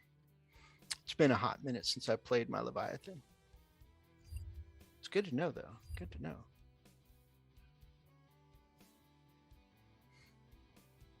So if I wanted to, I couldn't like Wisdom of the Ancients on it or whatever. Did you post any of the art of the week? Yeah. Just talk to the lovely people for a few minutes. How about I saved all the art of the week, but I didn't post it yet? Okay. Oh my god. I remember now. I was rushing to save it all right before the show, and then I just didn't post it. All right. Well, guys, now's would be a good time to, if you haven't done so, send us some of your art of the week. You know, just throw it in there real quick. Yeah. And something I like to put out there is that if you're submitting something else that's inspired you, but it's not your art of the week, That's cool too. that's cool too. We But need to- yeah. if I don't use it, often it's because it's something that was submitted without the OP, the original poster, and And we, you know, we like to be able to give credit to whoever is due the credit. A, because it's the right thing to do, and we want to give people, you know, the shout outs, go visit their Instagram pages and whatnot. But also B, because believe it or not, some people get upset that you showed their work without their permission or whatnot. And thing. and it has been done before where, say, Spiky Bits has used someone else's artwork, not giving them credit for it on a monetized video, and then when they asked for credit or to take the video down, it was just turned into a huge bit of internet drama. And We don't need that. I'm not. I have no problem saying that, you know, the Spiky Bits dude was totally in the wrong. Yeah. Most def. Someone says, "Please take my work down." I mean, you got. Dude, come on.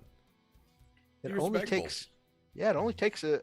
You can actually go right into YouTube and edit that part out, you know, to honor that person's wishes. For reals. Okay, so we'll go ahead and just start right here. Week. There we go.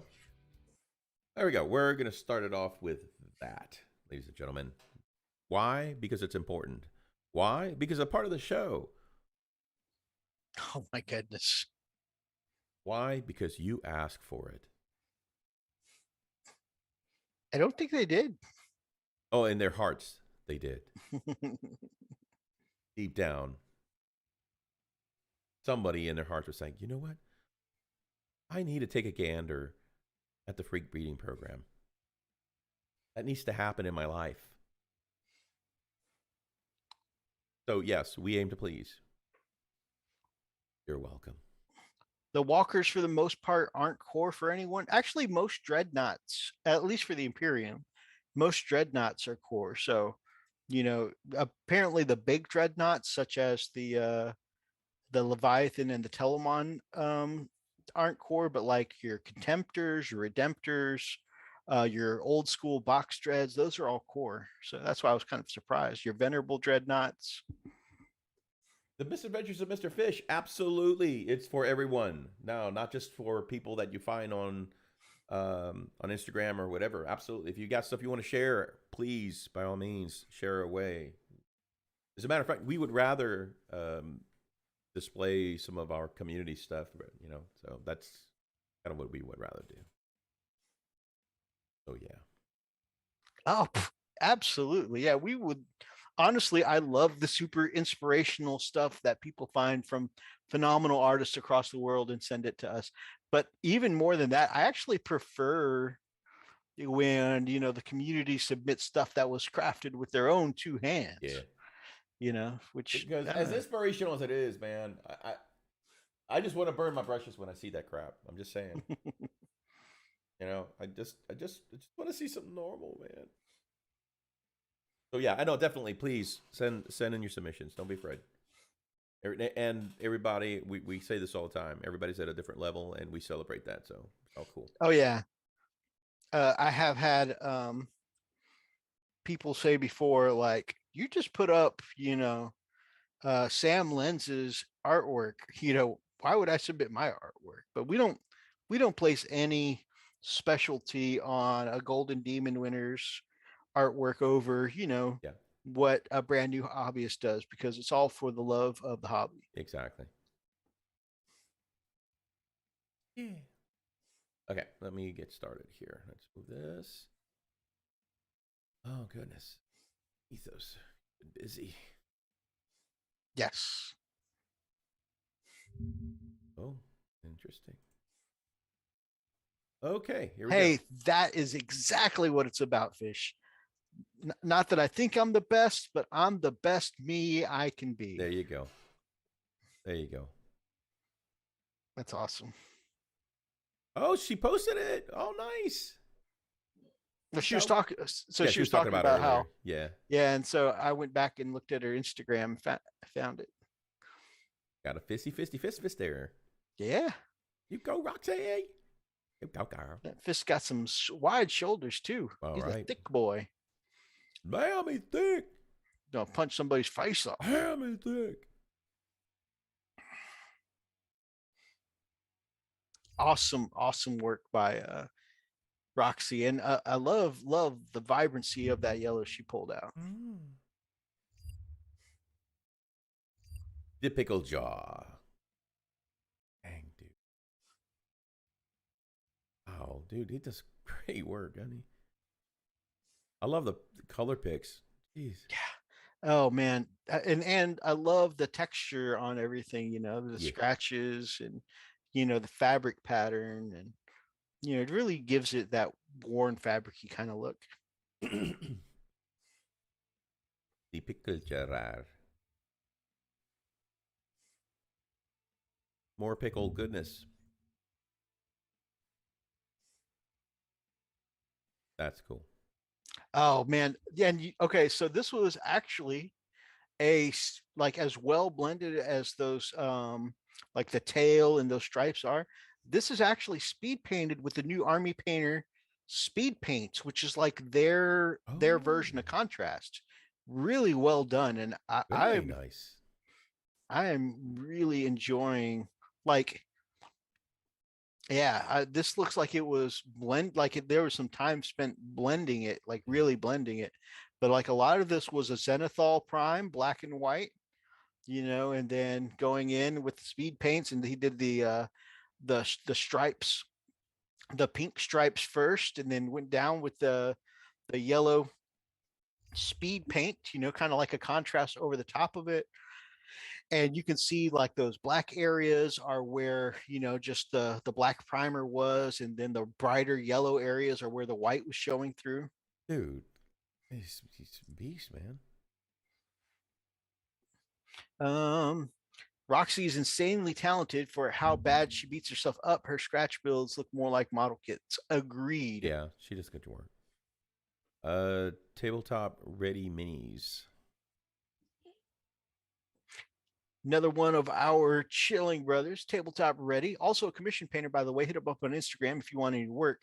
But yeah, this is some of their Lord of the Rings work. Nice. Nice. I just noised your noise. I just noised your noise. Noise. Noise. Noise. Noise. Hey, that. Man. Gorgeous work, man. Gorgeous work. Wow. Oh, man. Jeez. That is awesome. You should have put this up in the Art of the Week section, Superfly. I'm stealing these. Oh, just. Table, that horse, like, I love the musculature. Oh, man. The glowing red eyes. Too. Yes. Oh. The glowing red eyes actually kind of reminds me of my horse in Skyrim. Oh, wow. Oh, he actually asked me in the questionnaire, do you want this in Art of the Week? I already pulled it off, man. I got you. I got you, man. I got you. I got you. Oh.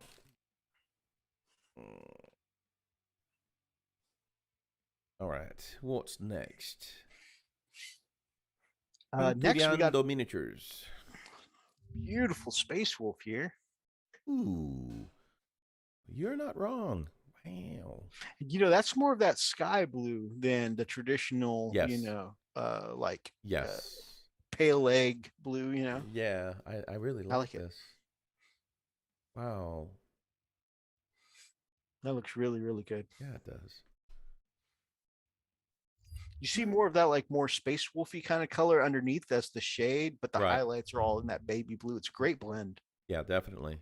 And that yellow is so vibrant and awesome. Mm-hmm. It's not canary yellow. It's, that gold yellow. Yeah. I like it. And like the canaries kind of used as the edge highlight. Uh-huh. Oh, that looks good. Damn. Mm. All right. Inturiando miniatures. Give credit where credit is due. Okay, Uriel minis. What you got? Show us what you've got. This is such a cool. Oh. Well, I mean, the paint job is nice, but like the basing Yeah. really sets this Psycho apart. Yeah. Makes it look like, you know, the ice around them. It's just like, you know, flashing outwards with, you know, just like the invisible energy of his psychic might. Yeah. Fractaling out. That is so cool. Uriel minis. Oh, Or if you say it with the twang like I do, it's just Uriel minis. Uriel minis. Hey, I didn't go that twangy. Oh. Come on now. Oh, sorry. Dang, that's cool.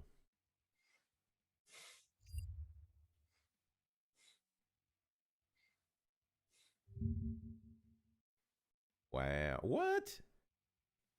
Dude, that's a freaking dragon, bro. Oh man, I didn't see it from the other angles, Oh but my yeah, god. that's like a whole ice dragon or What? whatnot. That's Maybe insane. maybe a water dragon. Maybe he's a waterbender. Oh yeah. I like waterbenders. Aura. That's so cool. That is pretty neat. Wonderful work, Uriel Manis. Done good job there. All right. Gizmo paints. Oh man. Oh, you're gonna make me want to burn my brushes. And this is still whip. Oh, shut up. Why did they do this? Oh, here, I'm gonna show off my whip, my work in progress. Yeah, I haven't even completed it yet, but it looks like it's been completed for years. God. Ugh. Beautiful work though. Those skin tones with it's so veiny. Right? And that non-metallic. Golly, man. That's gorgeous. Oh man. Oh, Let's see. Superfly.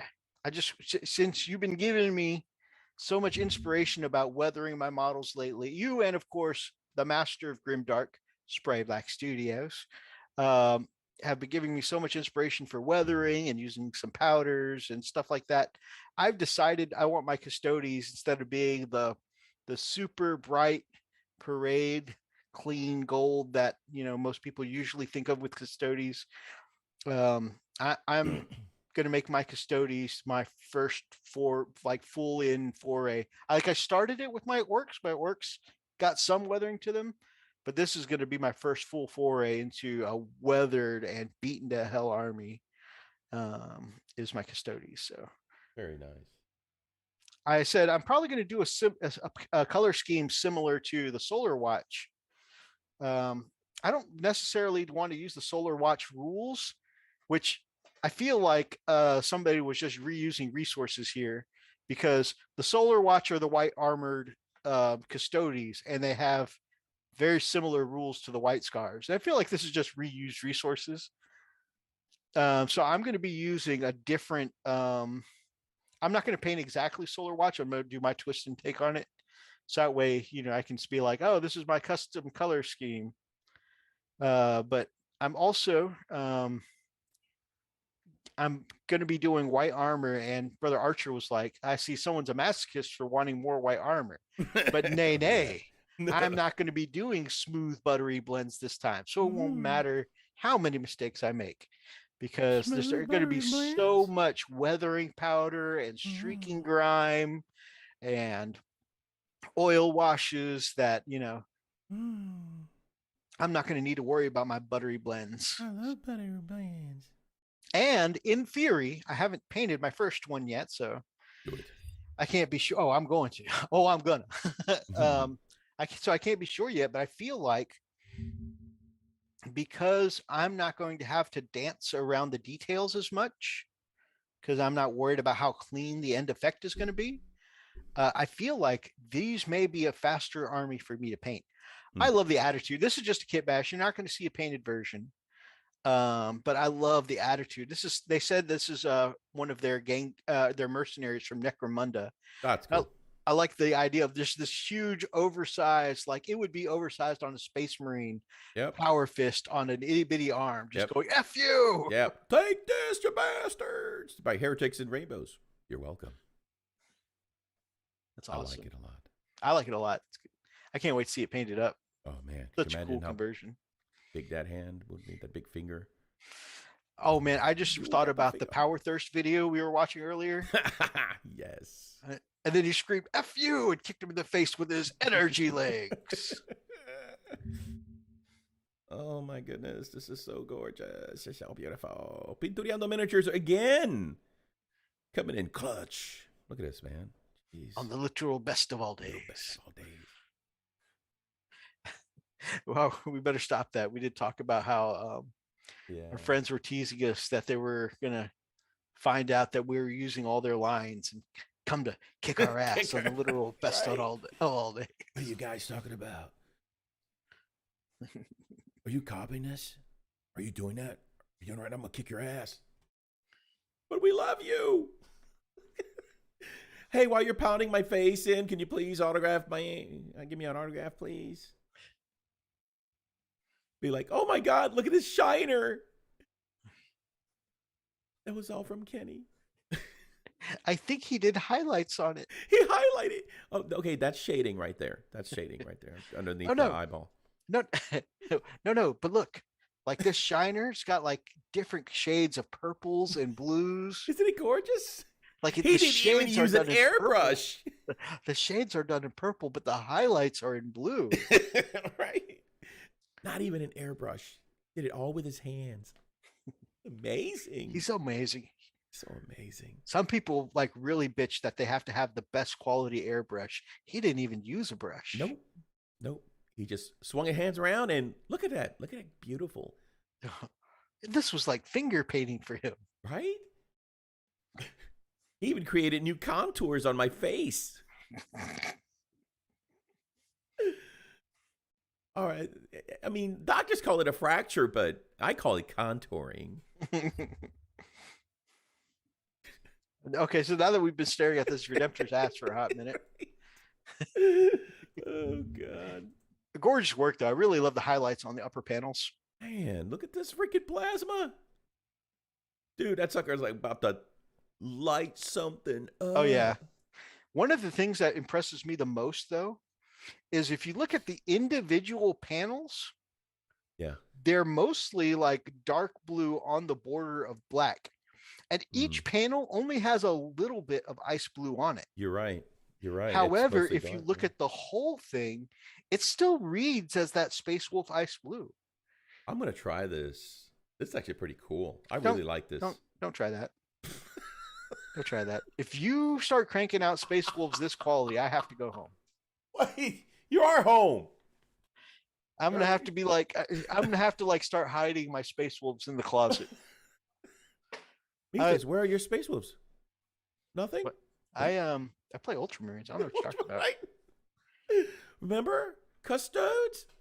Huh? That's not right.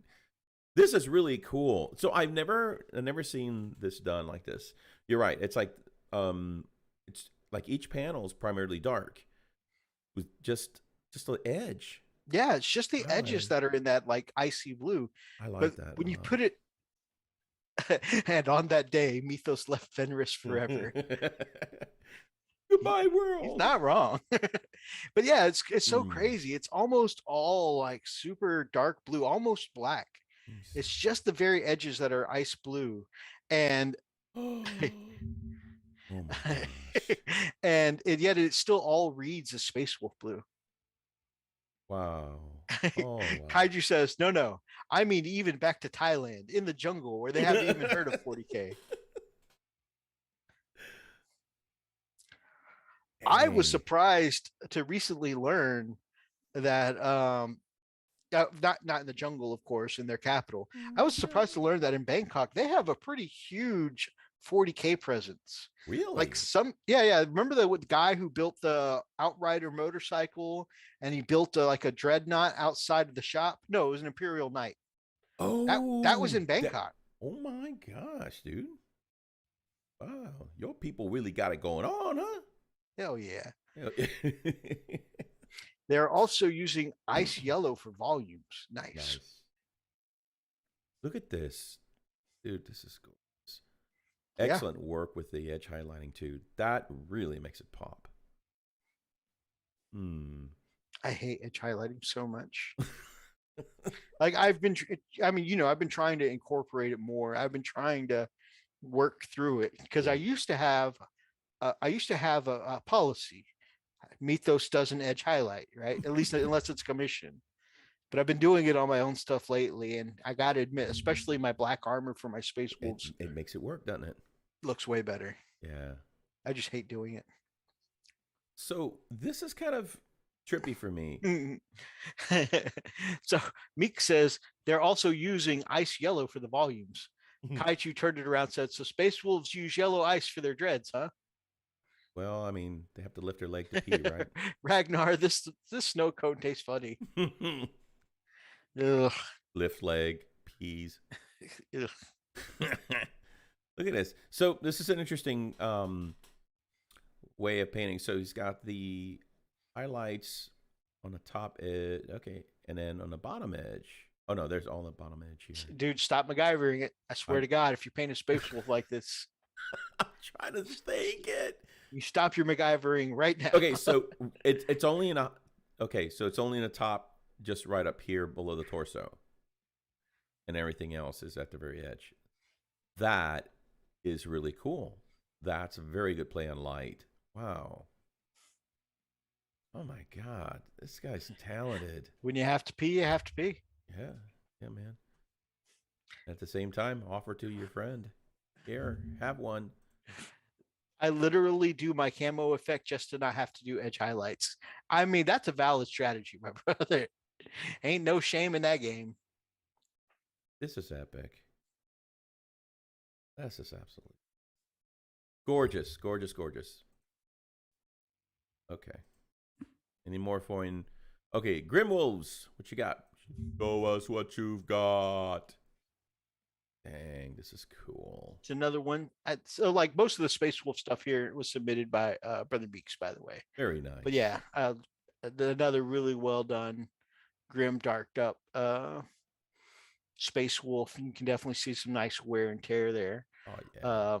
Plus, they added some of the snow on the legs, the pouches, and whatnot. Yes, sir. So pretty cool. Oh yeah. Sharing is caring, baby. Goes to clap.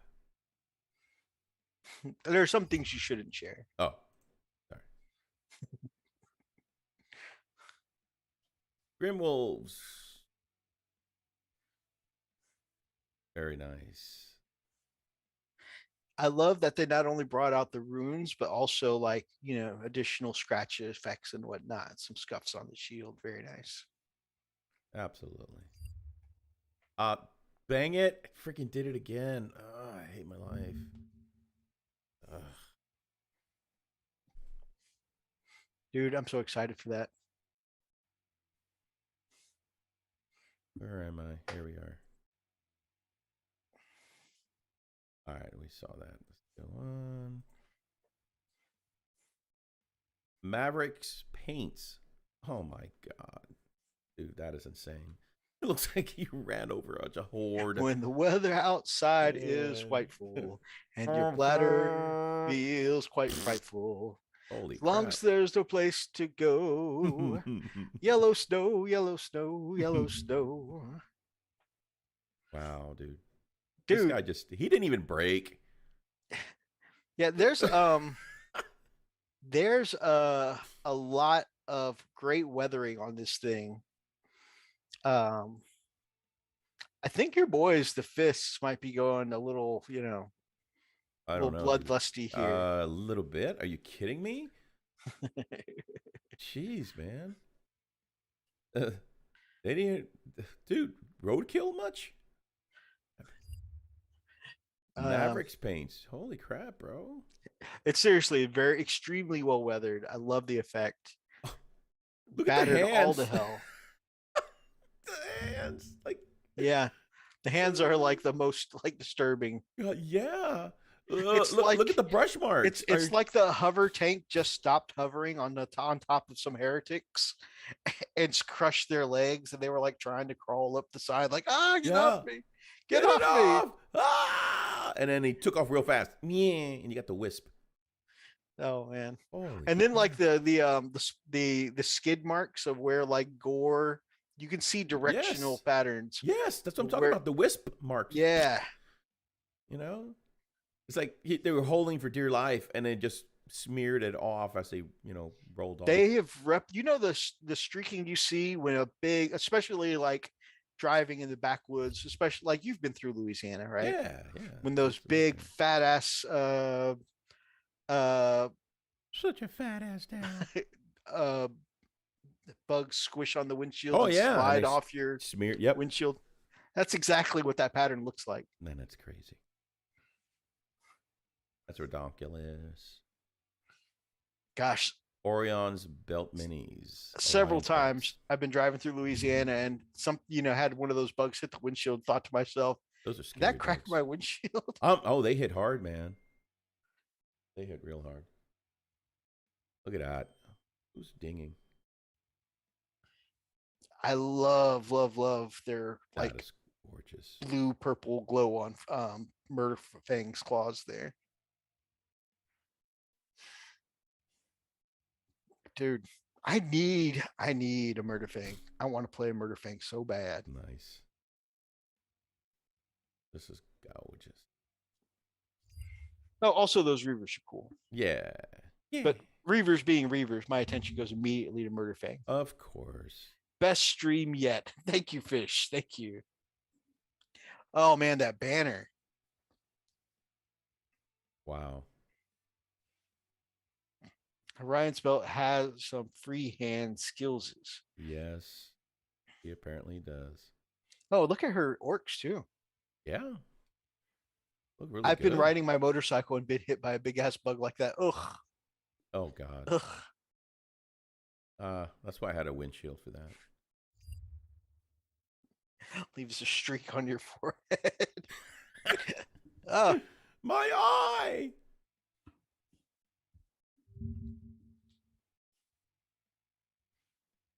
Man, that looks so good.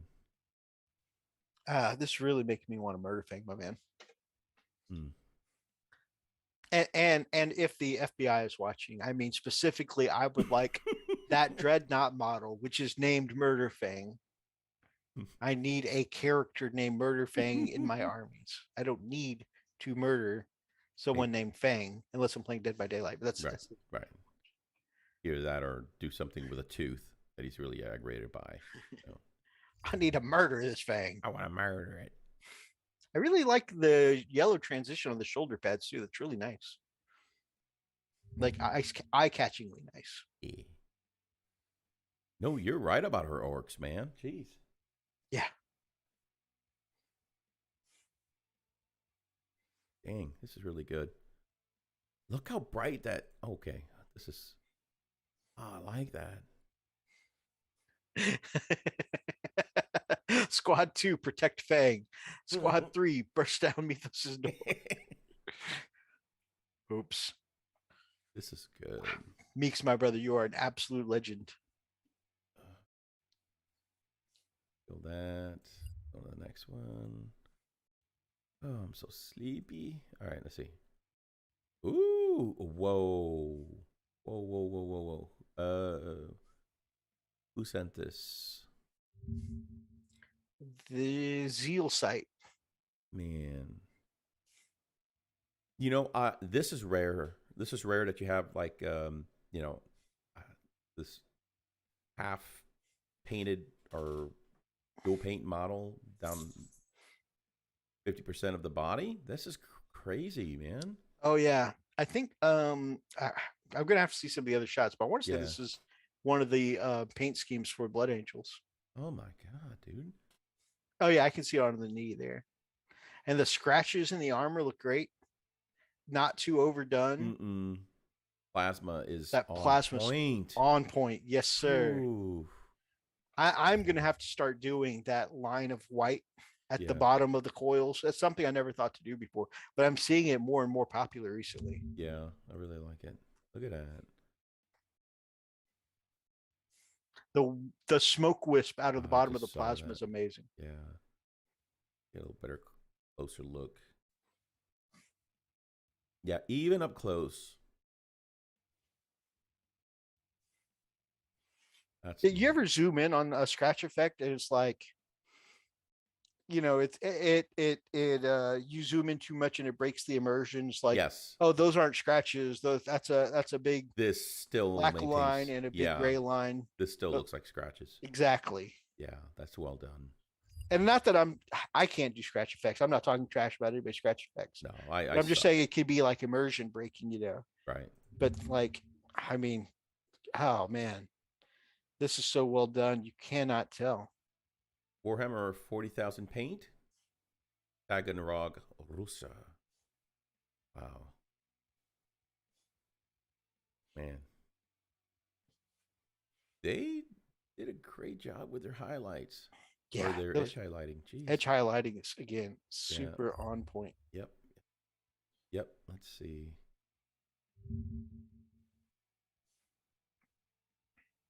Wow. Man. Who sent this one to us? That was Brother Meeks again. Oh man. Definitely. You know, all the good, sexy, space wolf stuff Yeah. typically comes from Brother Meeks. Oh yeah, this is good. And admittedly, I had a backlog of stuff from Brother Meeks I needed to show off because it's been a few weeks for us. Yeah. Trying to glide through this real quick. I want to see the front view here. Oh yeah, there we go. Beefy. Beef is what's for dinner.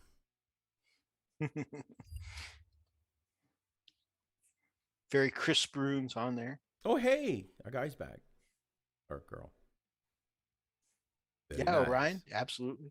Orion. Yeah, some close-ups of the free hand. You know what? Good idea. Yep, yep, So yep. cool. She's good. She's amazing. All right, we've seen that one. Come on. Scratch open effects are up. fine. You just got to be willing to stab your minis. When Have you reels guys get done more a exposure to crusade in different 40K before? We have not. We have not. Just if we felt like if we played more often, that we'd be up for doing some crusade, but because of the additional rules and stuff like that, and the fact that we don't get to play Yeah. but once every couple, you know, once every other month or something like that, we're sticking with just the base rules for now. Right. These are all Kaiju shorts, by the way, Nice. and his lava effect Lava monsters. corn army. Wow. Fish he says can do lava. he can do lava. I can do water effects. Wow. Fish wants to do a crusade series so bad. Understand that, my brother. Oh man. Dude, he killed the lava, bro. Yeah, it does. Killed the freaking lava. I love the speckles of black through it where it's like cooling off. Yeah. The speckles of black like really sell it, and it's not something that I feel like I would know where to put the speckles of black, you know. Hey, I know this guy stuff. He's a weirdo, but he likes those angry boys. Yeah. He's a handsome lad, he is. Indeed.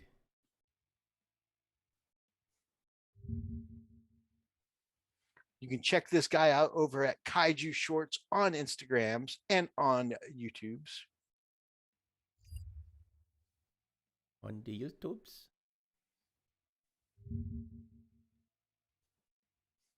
Lava is the reverse of non-metallic metal.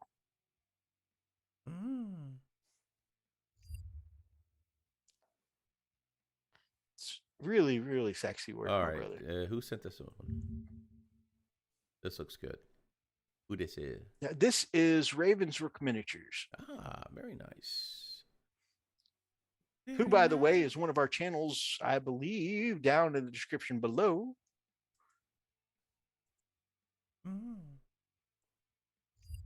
Oh, it is not. Well, we will change that right now. Change it. Very clean. Yeah, I love Ravens. Ravensbrook Miniatures Orcs. Yeah. It kind of reminds me of commies. This is kind of his clean paint style. Looks really good, man. And Raven's the one who last week did that Bad Moon flyer of an actual moon. Ooh. Not last week. We didn't do this last time. This is Iron Cross Creations doing some Tau stuff. Yep. Now this was submitted, but it was a YouTube short, and we didn't want our YouTube channel to take up too much attention. Yes. On the same platform that this is posted on. Yes. So we're showing you a picture of, how they're awesome looking Tau, and you can go check out their YouTube channel. You can see right there, Iron Cross Creations. Yes, sir. Check them out. Check out their channel, and you can see more of that good stuff. Right here, I have for you, just posted in the chat, the link to Ravensbrook Miniatures. Nice. People can go check that out. No. Right? No. Crazy amount of freehanding. No. Can't believe that's free-handed. I cannot believe that. I refuse to believe this exists. Yes, I'm no. No, I understand. This is by Spaced UK. Holy crap. Can't believe that. That's It the just gems looks like look fantastic too. It looks like crazy tattoo, like some henna tattoo. Jeez, dude. Wow. More. Yes, of course there's more. Oh my goodness. Dude, this is freaking epic. Yeah. It's phenomenal. Another whip. I can't wait to see when this is done. This is a whip. Okay, I'm done. I think he's headless. Oh, what? Oh, yeah, he is. Oh, my God. That looks so good. I didn't even realize he was headless. All right, who's next? Ravensbrook. Look at those orcs. Yep, more Ravensbrook. Bad Moon, boy.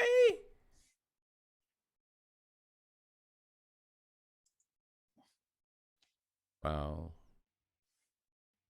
Very nice. Doing some Bad Moon like you. Yes, sir. Come on, get up there. Change coats and cutstones. Who's this? So this is Vanguard Tactics. Oh. And I wanted to show this because I thought this is actually I saw on YouTube. That's why you can see a little timestamp mark.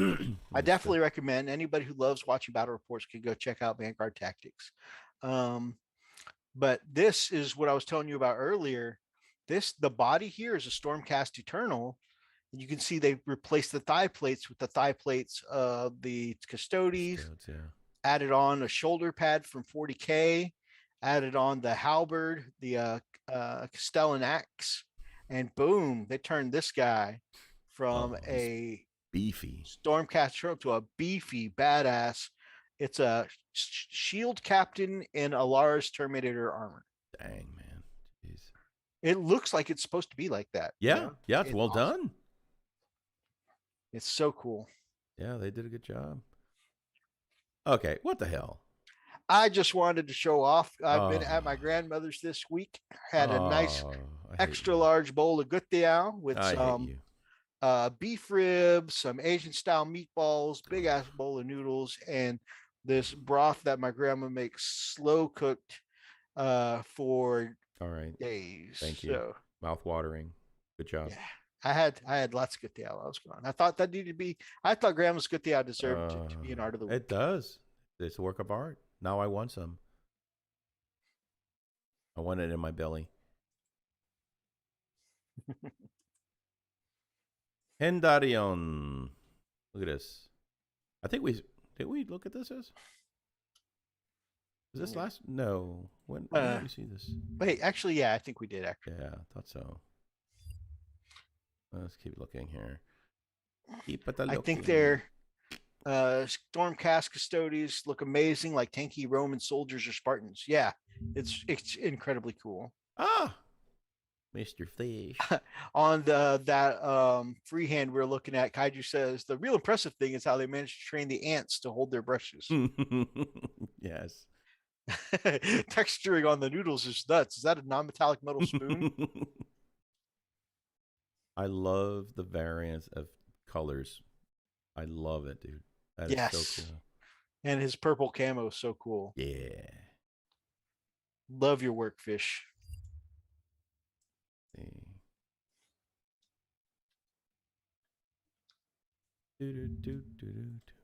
Wow.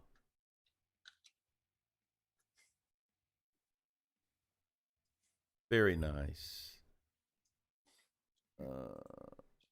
Look at this. Oh, they look savage. Oh my god. See, I have never thought about. See, the only time I've seen that kind of orc skin is in WoW.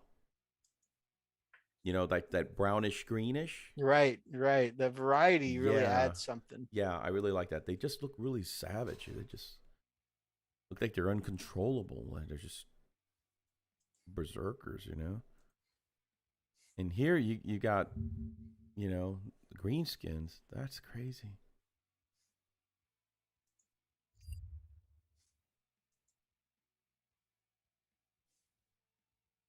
Very nice, man. Awesome work. They're so vibrant too. They stand out real nicely. Superfly. We got some terrain here. Yes. Oh man. Do this together in the last few days in the Diamonds for Scale. Wow. This man can definitely work. I love good terrain. Yeah. Oh yeah, this terrain work is awesome. That is so cool.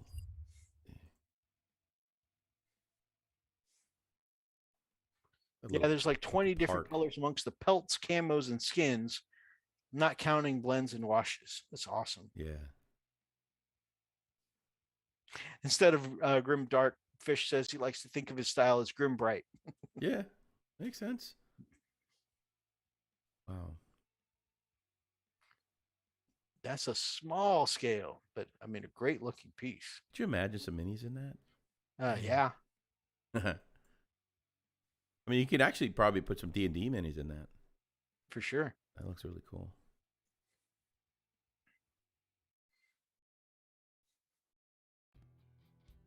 It was pretty cool.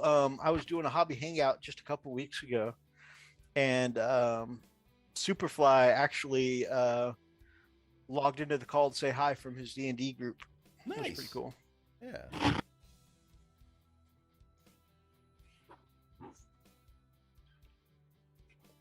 Well, talked a little bit about some rules. I think we kind of got to a point where we stalled out and slogged through some of the rules a little bit, but we brought it back together at the end with some brilliant artwork this week. Love it, man. Hence, the gauntlet. The gauntlet. The gauntlet is down. I miss making terrain like that. I need to make some fun scatter vegetation. Nice. Yeah, man. If you miss it, man, keep that hobby mojo going and do what you love, man. Man, so Freak, any closing thoughts for the night, my brother? No, man. I think we had a pretty good, fulfilling evening. Let me change my... That goes away. Sorry, doing a little production work here. There we go. No, man. I'm really, really good stuff. Had a lot of fun. You know? Great community, man. Love the artwork. Yeah, seriously, if you guys have something you want to share, please, by all means, just send it. Don't worry about it, man. We'll enjoy and celebrate with you. So yeah, that's absolutely. what we love to do.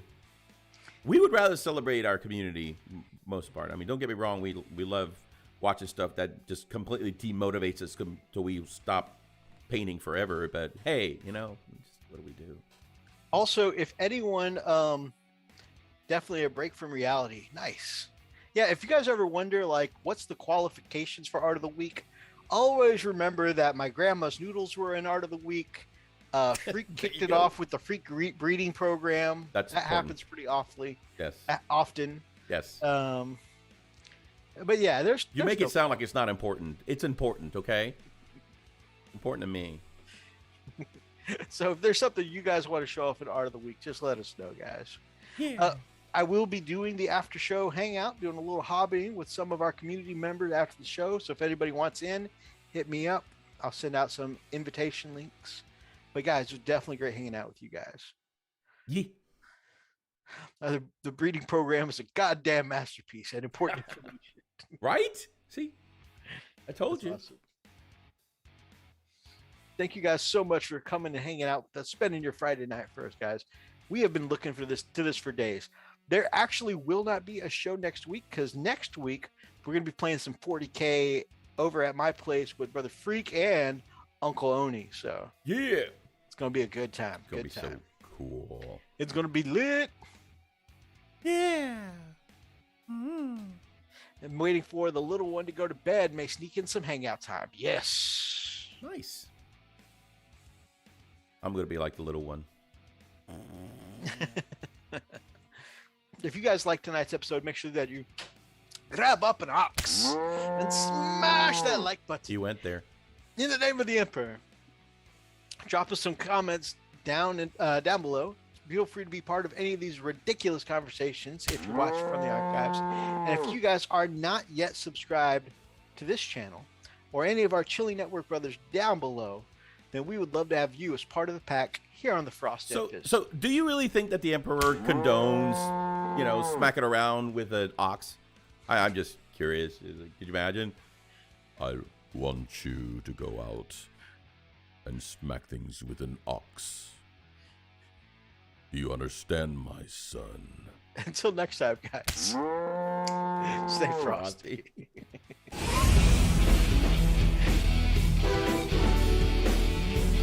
Lit for lit Oni.